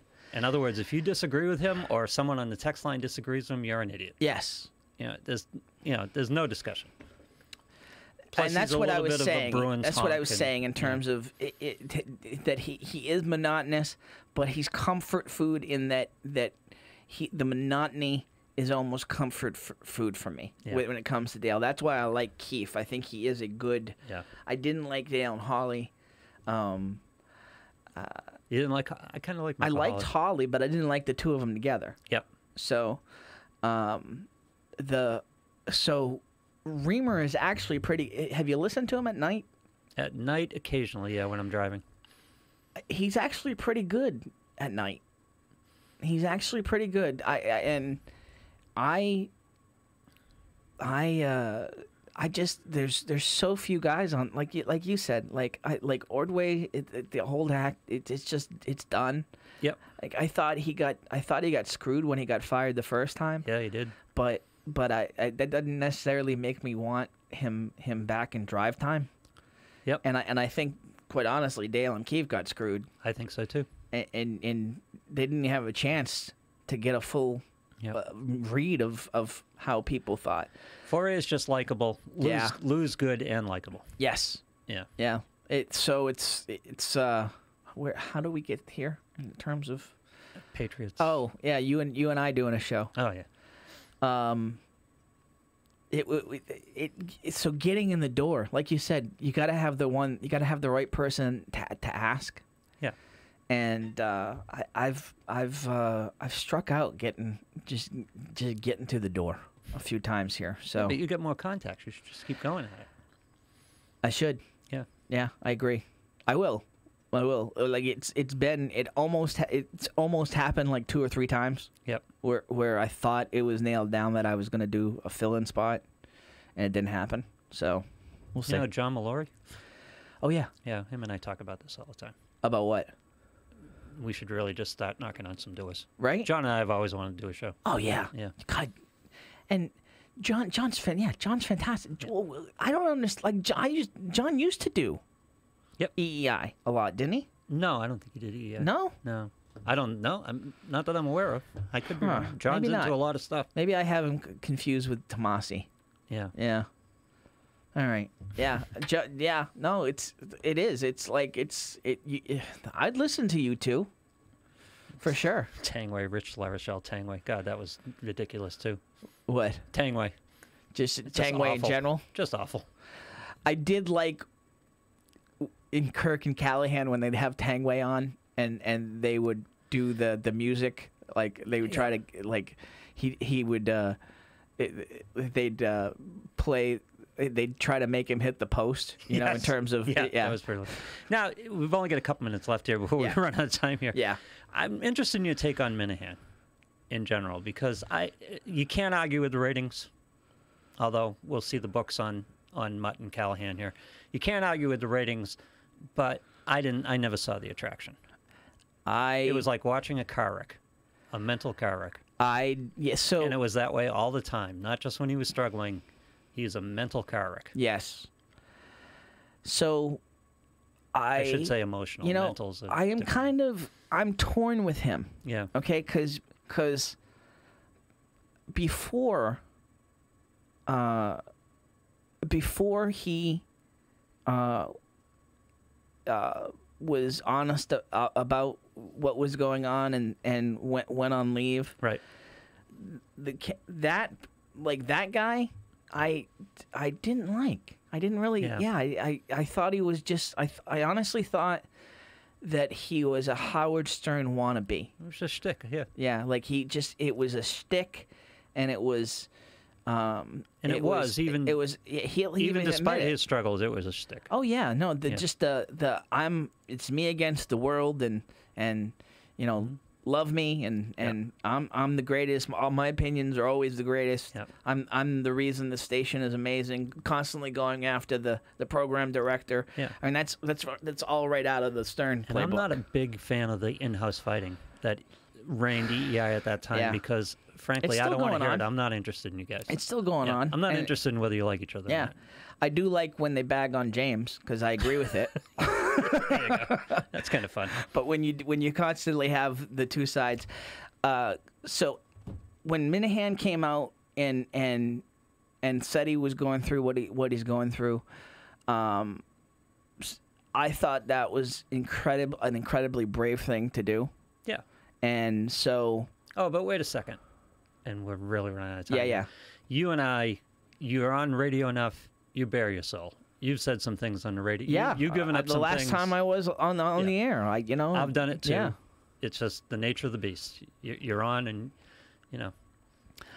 there are very few mental people. illness, though, man. I know. That's a whole different ballgame. Oh no, people see my especially mental illness on parade every day. So. especially in the sports world, when you're actually on record in terms of mental illness in the sports world, that's a whole different animal.